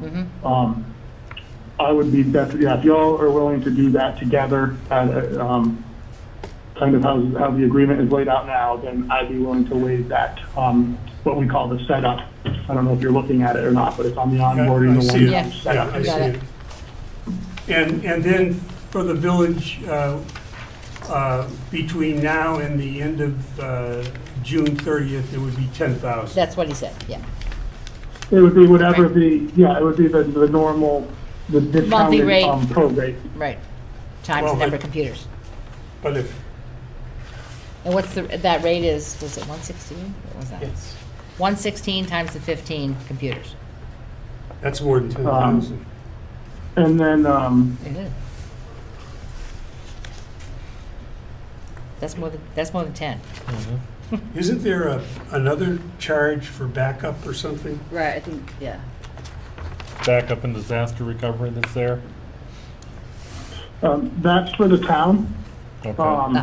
There's a note section, regarding the police department. We're not exactly sure. Right now, they're getting back, we work with, a few, the Rutland Police, Essex Police, Williston Fire, so we understand, those types of departments and their security that's needed. And so they have to be done a little differently. We need to get in there, and figure out whether we can, there's been talk about, with Theo, I believe the chief and others maybe talk about, different options of backing up the police department. The backup that's on, the backup and the disaster recovery that's on this agreement is for all the town servers. The town server has 3 servers and the police department has 3 servers. Okay. And all servers need to be backed up. So this is a solution here for the town side. And then we're gonna come up with a solution for the police side, whether it's using another police department or cloud or other ways like that. Okay. So 15 computers times $116 times 6 months is $10,440. So that's where we are with that figure. Okay, any other questions, ladies and gentlemen? No? Gary? anything? And that's it, it's the 116 Yeah, per 116. month. Yep, exactly. 1510. All right, so I think we have all of our questions answered, and I believe we can finish this up and give our answer to Wendy, and she'll contact Okay, you. wonderful. I appreciate you giving me the time. I apologize again for not making it. I wanted to go down there, but we had I don't know how much you got down there, but we had a heck of a storm up here all day. Yeah, I have a flagging company, and there are about 30,000 people out of power. We're all out on the road, all over the state. So we know it's pretty. It's somebody said it looked like a war zone up north. So Yeah, in November. No. in November. Yeah. Okay. Well, thank you for your time, Mike. I appreciate it. Thank you so much for your time. Well, thanks for helping us out. All right. Appreciate it. No, my pleasure. Bye bye now. Okay. All right. We have our information.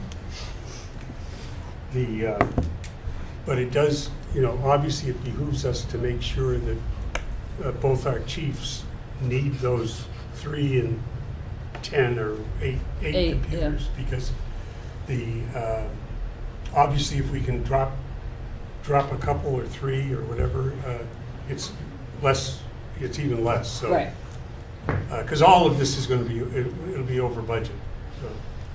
And obviously for future budgeting, it's going to be in your department anyway, so it's Exactly. So we would need, if we're good on this, we need a motion to move on an 18-month contract. Well, I think he said that this was based on us going with a 3-year deal. He didn't Wasn't he said on the same terms as As the yeah, town. so. I think With the original plan, so. The original plan, is that 3 years? Yeah, a 3-year that's contract? 36 months. Well, we can So cancel it it's- within a month, 30-day notice. Yeah. So, And, oh, here it is. and the setup fee would be more like 6,000 instead. Right, exactly. If he eliminates Yeah. $4,800 out of the 10,824. Which is- Yeah. So we'll take credit for that, Gaetano. And yeah, for the town, you're welcome. They got it done before we got this far. Okay. All right, so we still need a motion on the contract. Yes, I'm sorry. Can I make a comment? Go ahead. Please. Do you know what your last year's IT number was? According to our budget, we were a little bit over, like we budgeted 6 and I think it was A little over that. 7,200 or something like that. Exactly. I mean, one thing I didn't see it in this packet, but like, it's included when they come down with this company. So when there's a problem, I think with NIMRIC, you're getting charged quite a bit by the hour.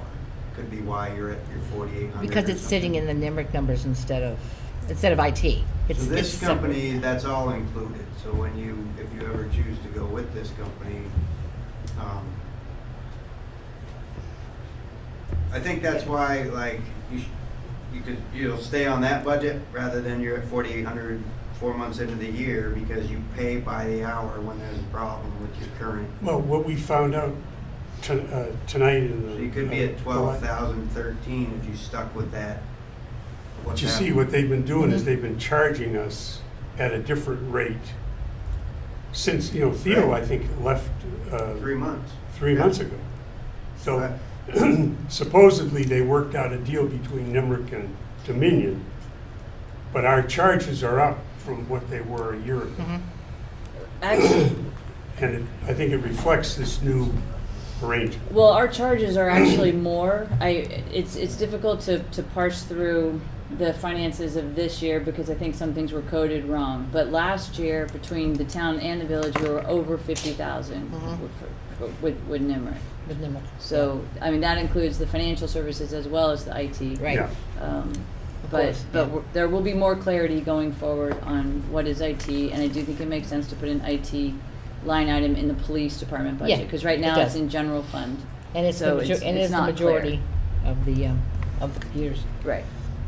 in the village. So again, still need a motion. So I'll make a motion that we go with the Dominion proposal, and that the setup fee will be reduced by 4,800. I think that's all I have to. I'll second it. All right. Is there any further discussion on the motion? Did you get that motion, Karen? Yep. Okay. All right, hearing no further comments, all those in favor? Aye. Aye. Any opposed? None? Motion carries. Yay, we have a contract. Okay, moving on to our next item. We have an update on the unsafe buildings. A is 66 Atkinson Street. All right, so, I believe you have in your packet, ta-da, yes, the, material that was provided. It was just provided tonight. But we just received it What? today, I believe, right? Or, Yes. yeah, where's that? It's right here. Chris can It's all go over it. attached. If you don't mind. Okay. Sure. No. No, the handwritten one. I don't know where that is. Now I've got to find This it. here is, Okay, I thought it was part of something else, so I have to dig through.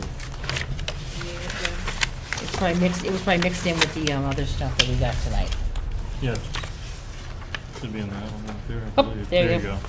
It's 2 pages, yeah? It's more than that. More than that. Oh, okay. It's- It was clipped to that. Oh. Yes. All right, so, all right, I have to say, I haven't read it. Getting it the last minute, again, it's a problem. So, always an issue for us to move on something. is the tarp up? Not yet. No. No, okay. Well, then I'd like to make a motion, Okay. okay?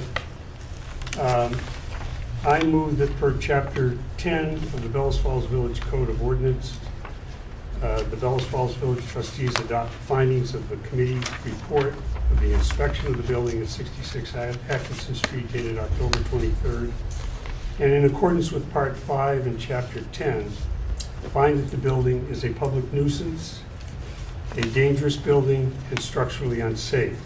Order the building vacated per Section 6B.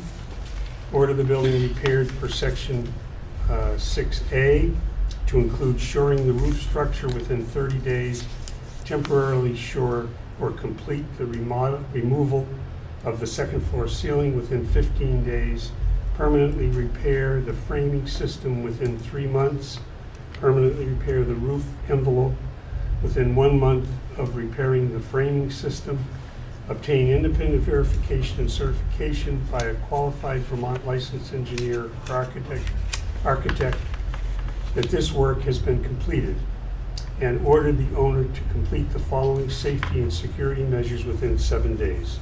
Secure the structure from public entry and take measures to prevent public entry to the private parking area on the north side. Is there a second? Well, for discussion, I'll second that. All right, so we have a motion. We have information from Mr. Glennon.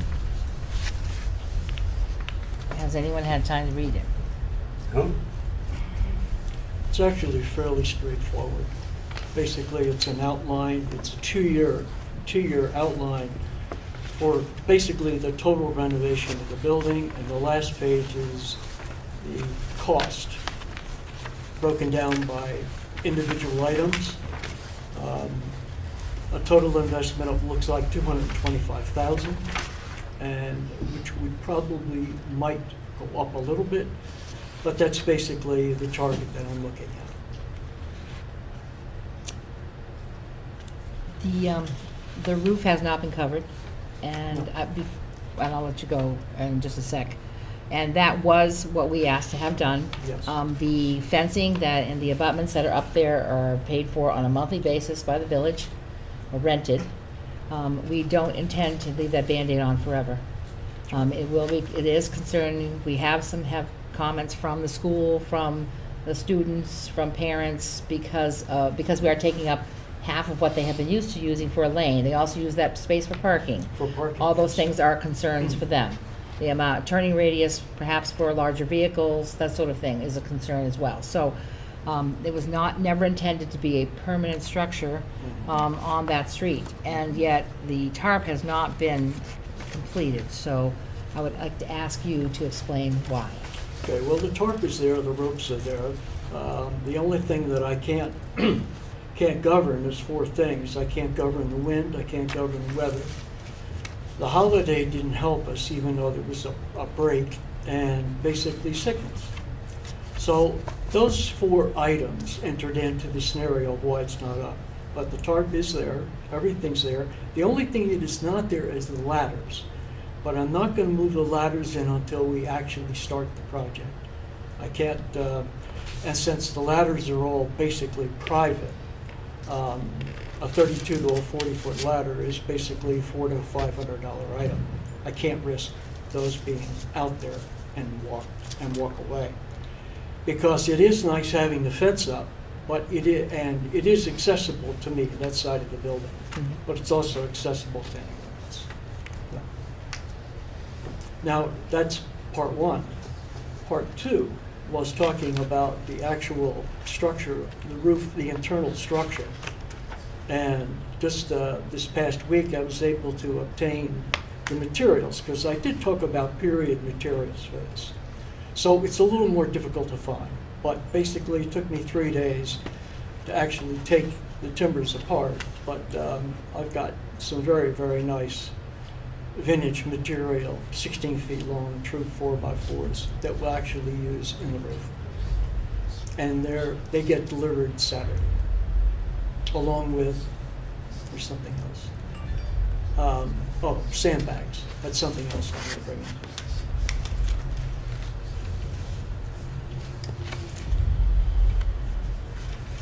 Any of you trustees have anything to say about it? Well, as I said,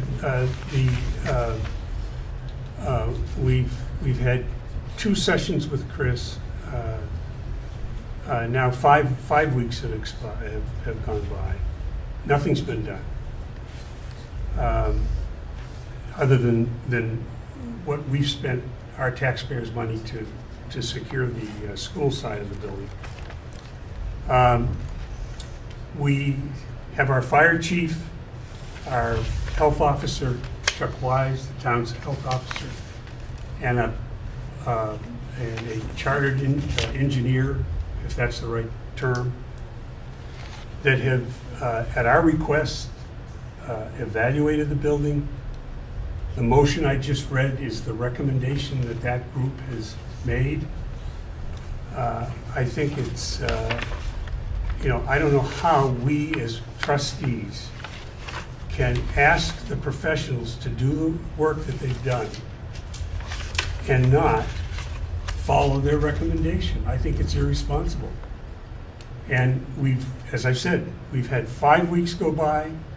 Well-intentions don't do it. And I think this provides a different time frame. It has different requirements, but I think it's appropriate to follow the advice that we've paid for from our professionals and get this thing moving along. Anyone else? Gary? I agree somewhat with Jim. I also agree with Chris. When you're putting up a sizable tarp like he's trying to put up, I mean, the weather has to be perfect. I mean, you can't have any amount of wind blowing, because there goes the tarp. So if he has the tarp, next week I believe is some great weather coming. It's supposed to be a lot warmer. Good break. It is a break. I feel that we should give him 1 more week to get it up, because the weather looks very good next week, and see what happens then. I mean, if it doesn't happen by next week, then we go with this, with the actual motion, and that's my feeling about it. Stefan? A lot to take into consideration here. Gary has valid points. Jiggs has valid points. Our fire chief and our town personnel have valid points, and Chris has valid points. I don't necessarily disbelieve that anything No, in this I motion don't. would stop forward motion. I understand we have inclement weather, and I said 2 weeks ago here that my expectation was that we'd have this accomplished by now. So that's difficult.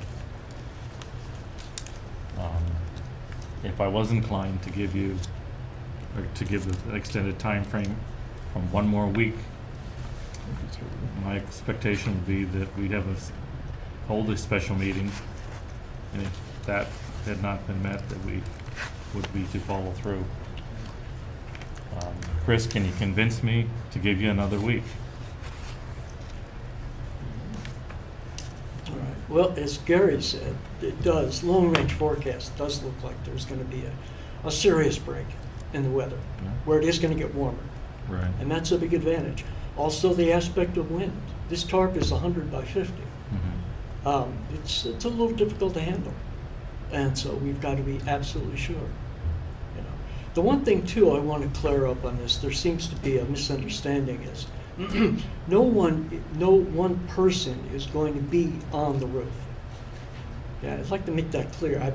I've had several people in town say, well, you know, how do you do this? Well, I've explained it all, but no one will be on the roof.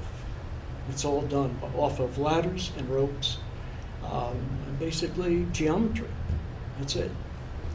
So, but I wanted to make that clear, because I'm certainly not going to put myself or anyone else in jeopardy.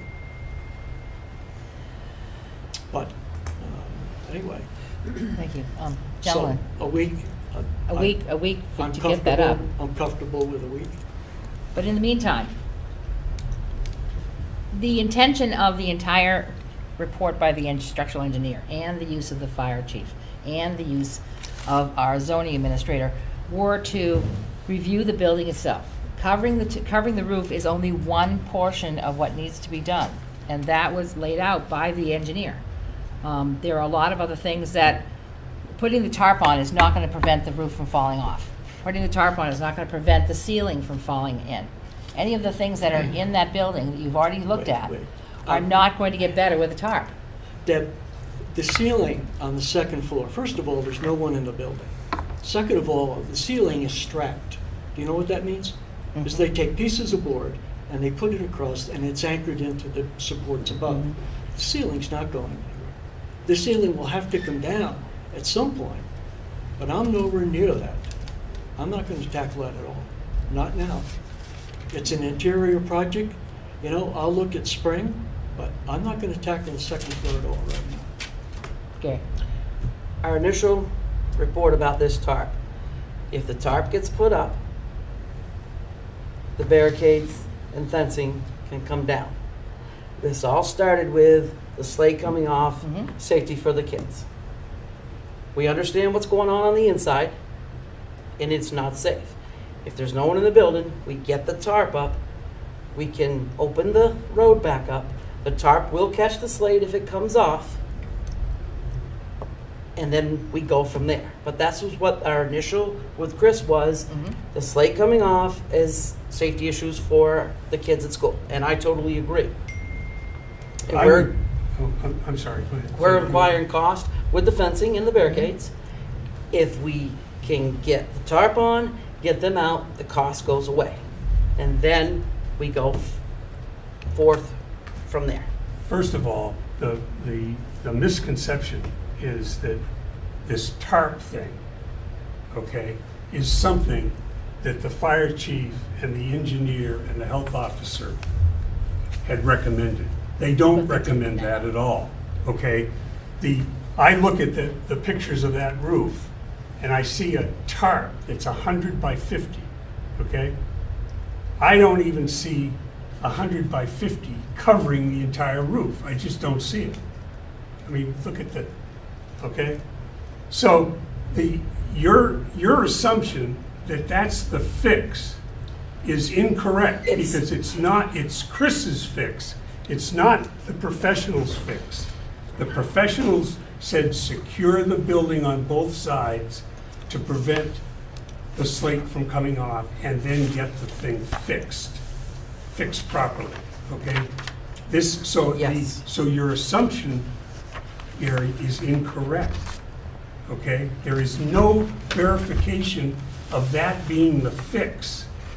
I mean, I as a trustee would not be comfortable removing the barriers with a tarp up there, okay? So you know, I think you made a huge jump that is entirely focused on this tarp. Well, the total fix was not the tarp. The idea of the tarp was to basically, excuse me, as preventive maintenance, it was to stop any possibility of the slate coming off. All right. Misconception two. Whole pieces of slate are not coming down. These are fragments that are coming down. All right. So that's the purpose of the tarp. Then you fix the inside. Then I can go back to the Jones brothers that gave me the original estimate, except it was temporary. Can't afford to do things on a temporary basis. It's got to be done once. It's got to be done right. Then we go back, and I think their estimate's somewhere about $6,000 to put in basically that what should I call the barrier, the 4-foot barrier. So the first 3 or 4 feet of slate would be removed. Snow belt. From. Sorry. Terminology. Would be removed. And then that would fix the whole problem because there's a ridge on the top of this that would prevent the slate from coming down. That's the permanent fix. That's what I'd like to ask. You've got very, very nice handwriting, and sometimes it's difficult for me to read because Thank you. I mean, it looks like maybe it stepped out of the no insult. Yeah, no, out of the nuns- 19th, the out of the nuns would love 19th, that. out of the Nuns would 19th love that century or comment. something. Yeah. But I want to get back to that.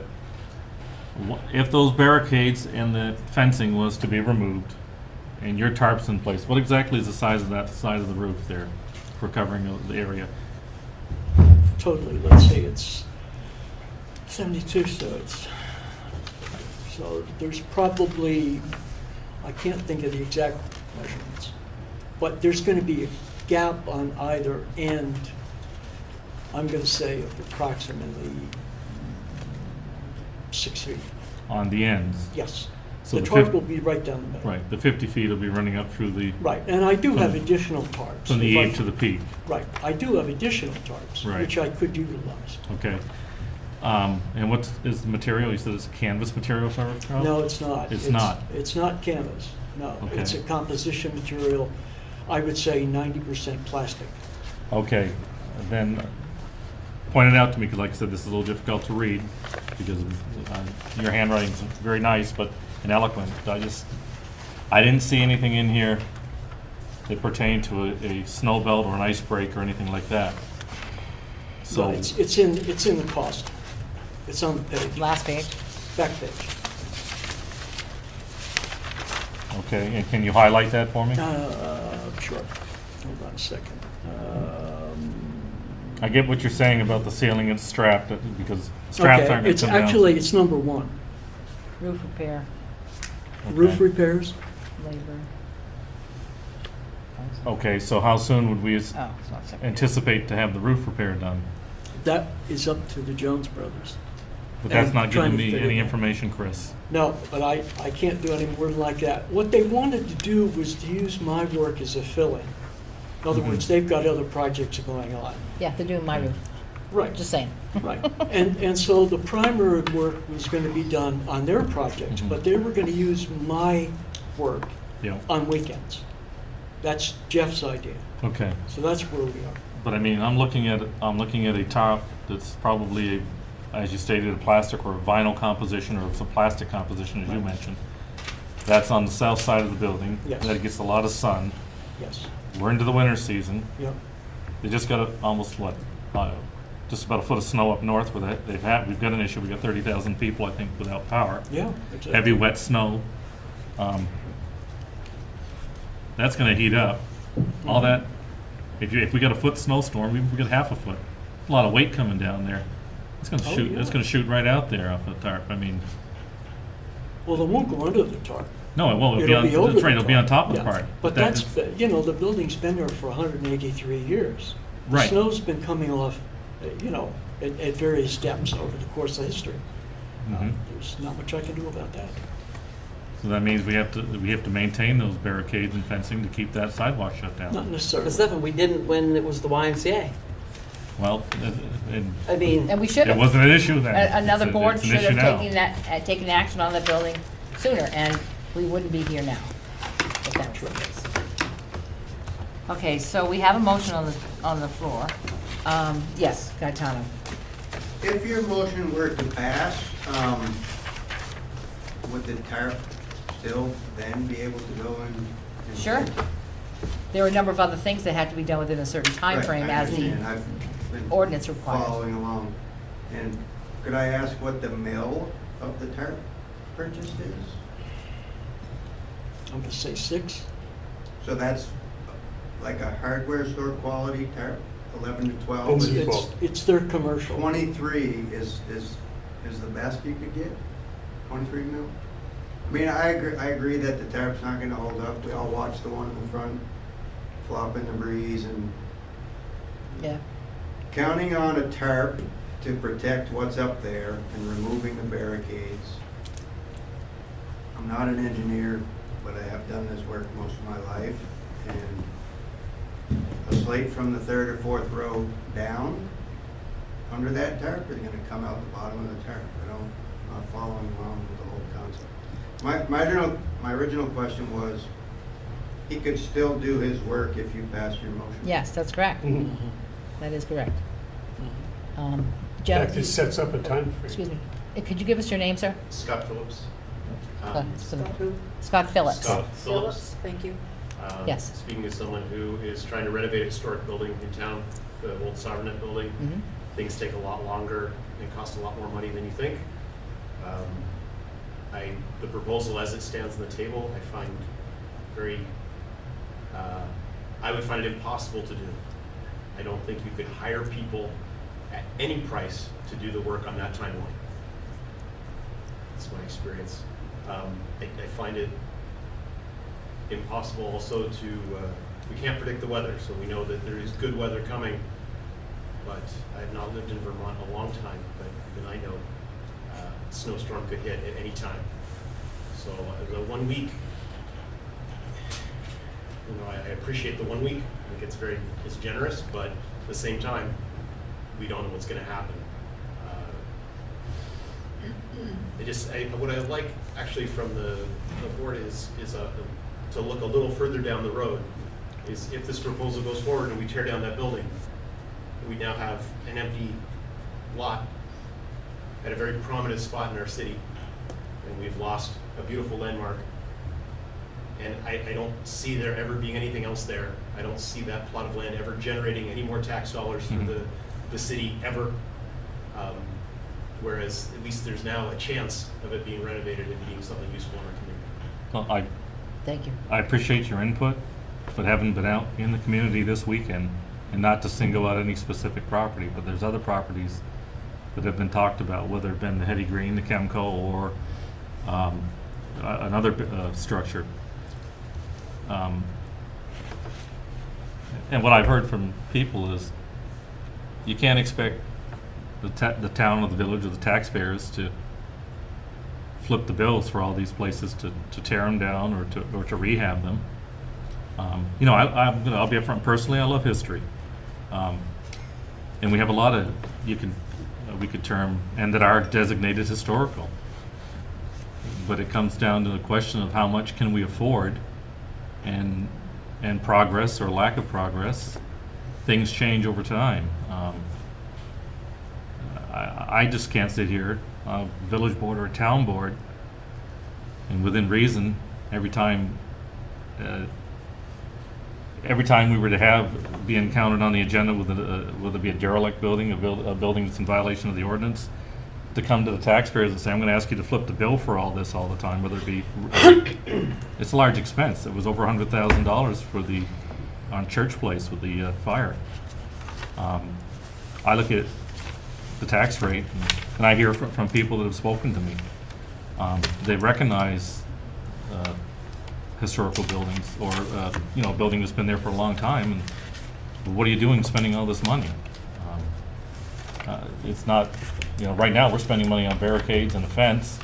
We're spending money on staffing time, expertise time, department head time, engineering. I totally agree with what you're saying, and I guess I don't see the long-term goal in either solution, to be honest. If we tear it down, someone has to pay for it to be torn down.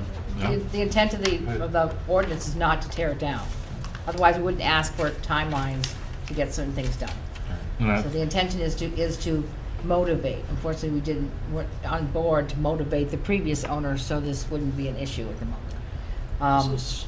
Yes, Chris. Stephen, I want to say something too, and I think I'm correct in this. I tried to check with Pam today as far as a record, if the building had ever been on the tax rolls since 1835. It is now. It wasn't before. Right. So you're getting tax generated. I'm paying the water, sewer, and I'm not even using it. And yet I'm still paying that rate. Right. All right. And plus, it's on the rolls. It can generate. The building was formally assessed at $298,000. This goes back when the Y had it. Right. That's back a few years. If you convert that to tax, that's about $7,800 a year in taxes. But that's not what it's assessed at now. No, it's assessed at $41,900. Right. Yeah.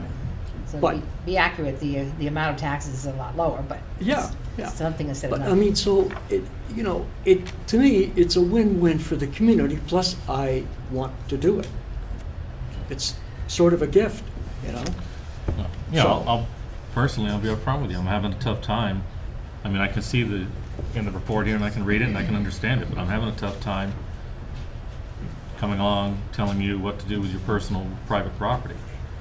But, in respect for the expertise advice that we have here,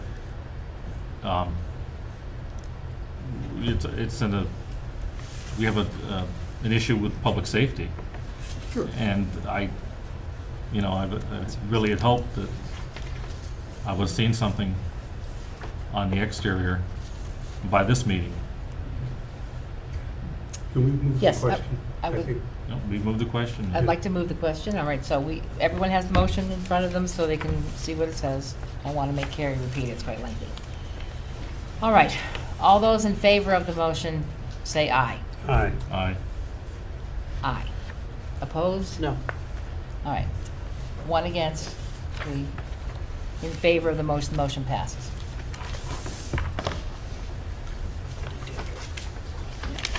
Do you understand what it means? We can talk. Does he have a copy of the motion as well? see it. So you should make I sure- don't know, but we And can the, get and it. the ordinance, so you can see how it works.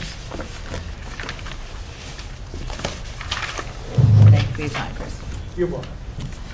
Moving on to 203 Paper Mill Road. Again, there's not much to be said here. No, not much to report. Now the attorney has moved into the stage of publishing a notice in the paper of record. So. Right, when we're did that, I still thought that trying happened to- already, didn't it? Carrie, I was just trying to, we haven't received notice, we have not received official notice from the attorney that has happened. This is the attorney we're using, right? Yes. Correct, Okay. correct. So, could someone call him and find out Yeah, when it's being posted? We emailed a couple of times, but we'll find out. Yeah, I'm It's sorry, so we hard to don't have deliver more a to piece of mail report. to somebody before. Right, well, they gave Hang up on. on delivering the mail, so the next step is to go to the public notice, and then once we've done that, then we'll have status to take action ourselves. Are the taxes currently up to date on that? I don't believe so, no. I thought I had No, they're seen not. something, that's why No, I'm he's asking. not, no. So, Wouldn't this have been faster to give this to a process server and get them to hand it to him? I think they Well, tried. that's what it sounds like. Yeah. It sounds like they've just sent a check Yeah. for having. it's a matter of finding somebody. Well, yeah, all you have to do is refuse the mail. Simple as that. Yeah. So I think there's not much else to be said, except we'd like to find out when that is being posted. Yes, we can find that out. All right, so, overtime, and I don't think, do we have overtime No. today? No, because that's first meeting of the month, right? Right, and just point of information, you didn't have them last month because of the mold remediation. When the office moved down here, those records were behind. So we'll have a those catch-up in plastic December. doors. We will. Review fire department, police call, that's first meeting of the month. Task list, first meeting of the month. Agenda items for the next regular trustees meeting, which is December 11th. Does anyone have any suggestions, anything to go on there? The, I'm assuming Paper Mill Road will be back on there again. Right. And maybe an update on 66 Atkinson Street, see where things are, based upon. Will the ordinance committee have anything? I was wondering if The parking ordinance regulations might be committee ready. should have the parking regulations available for the December 11th meeting, yes. We meet tomorrow, so. Should we, it sounded like for those of us that attended the meeting ahead of time, the V-Trans Oh, yeah. presentation on the bridge. the bridges, I think I would like the trustees to support the selectmen in the direction that they want to go. I'm not sure when you're going to take that up. It sounds like the sooner the state hears from us, the better. The sooner they put the wheels in motion, yeah. Yeah. Yeah, but what I think is important is that we have all the information that we need to make a good decision, because it's pretty complicated, and we learned some tonight. We need to do some more analysis ourselves, because it's basically, cost versus potential benefits and looking out long term. I was thinking that might be a good item for the joint board meeting in Which January. is end of January. That's deferring it. It's 2 months. 2 months but out. She said that it wasn't a problem. This is a really important decision. I don't think we should rush it. One of the issues that I think the trustees have that may be more in our minds than the select board is the impact on downtown traffic. Okay, the alternative proposal to me sounds like the alternative bridge. Right. Sounds to me like an item that would address, at least with one bridge, the unsafe nature of our current bridges. But it would also provide a means of egress and ingress that would avoid the downtown. So I think that it's, I know that the select board's aware of that, but I think it's important that we make that point, because obviously the state needs to be convinced that it's a good idea. But and I think the gentleman, the engineer, when I asked him the question about the being able to big trucks make the turn, he said, well, if you've got a 53-foot, which is the standard box, that you're going to have a problem. And, the tanker truck, I don't know, it would seem to me that's equally as challenging as a 53-foot box. It's sort of like, how can we look ahead for 75 years with that issue? So it's clear that the village trustees would like some kind of input in this process. And I think maybe 2 months out, to me, seems like it might be too far. We're waiting for, if it's a 2023 date now, it could move out further the longer you wait to make a decision. Well, It won't move out for further 2023. if we That's take the funding's 2 there. months. The money's there. The And money's if you there. look at the It will. footbridge aspect, I agree with Jigs, and that's why I advocated the alternative. It makes sense. The bridge at the post office, and Gary, if you're familiar with it, correct me, but I believe that's rated for 18,000 pounds, not 24,000 pounds. It was either one or the other, but a town truck without a plow, without any cargo, Is already over. overweight. There's businesses that are going to be dependent on there. Gary's worked, as well as previous and people that are here now, to get this status as the third place in Windham County for some initiative or some catalyst for industrial development. And to be honest with you, the way I took it, and I probably shouldn't say it, but I look at projects when I drive around the state, specifically to the north, and I see some beautiful bridges that I'm thinking, and I'm out in the middle of nowhere. It costs pretty good money. I'd like to see some of this money spent down here in the south end of the state, in Windham County, in the town of Rockingham, and in the village of Bellows Falls. And you got to look down the road 50 to 75 years if you want to have some commercial development down there. And forget about the Vilas Bridge. It's not a factor because it may never open. I just talked to a gentleman last week. We've got to count on what we can do on this side of the river.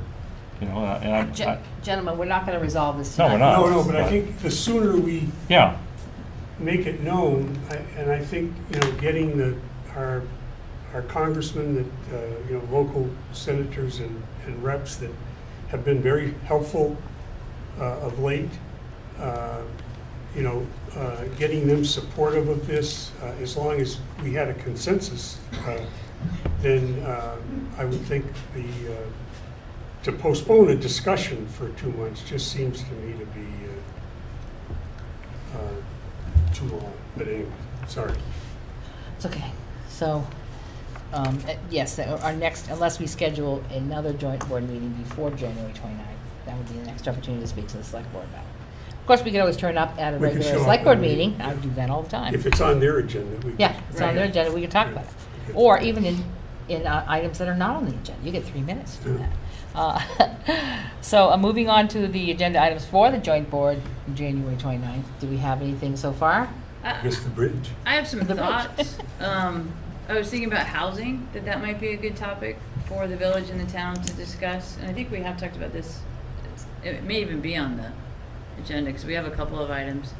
But the overlaps are when we talk about rental versus ownership and how to regulate or encourage rental properties to both be maintained and for the renters to. Or encourage renters to buy properties. Right. Buy properties, yeah. So I mean, Yeah, I think there's that's a a lot good- of that's a issues good there. topic. And then also the inspection program. Yep, which is So, I coming mean, there's a in. lot about housing that overlaps the village and the town. The blighted ordinance might be completed by then too. So that would be part of the discussion. Yep, it would be. Okay. Anything else? Move on to approving orders, bills, and warrants. So approved? Seconded. All right. Any further comment? All right. All those in favor? Aye. And motion passes. Any other business? Start at the end with Wendy. Well, the executive session. We have it. Yeah, we do have one No, I coming have up. nothing else. There's other other than business. that. Okay. No. That's just if FYI, it's our information. We do have an executive session? Yes. Yes, we do. Oh, we It was. do? Yes. So, Jix, do you have I'm anything good. further? I'm good. Gary? I'm good. Okay. Everyone be careful. The weather is still dicey. Pretty wet out there. A lot of parts of the state are losing their power. Hopefully I go home and I have power. Stefan? No, we're good. Okay. And Carrie will be continuing with us as the secretary until, as the clerk until next election. Yeah, exactly. So we will have the benefit of her in the town vote. All right, so we do have a need for an executive session. And anyone want to read the motion with me? I can read it. Go ahead. I Okay. can, or Robert, whatever you feel comfortable. I'll read one. I'll read one. You read that one. You ready? Yep. Okay, I'll We are make the ready. motion. I move to find that premature general knowledge of pending or probable civil litigation and confidential attorney-client communication made for the purpose of providing professional legal services to the body will clearly place the municipality at a substantial disadvantage by discharging confidential information. Okay, we need a second. All right. All right, all those in favor? Aye.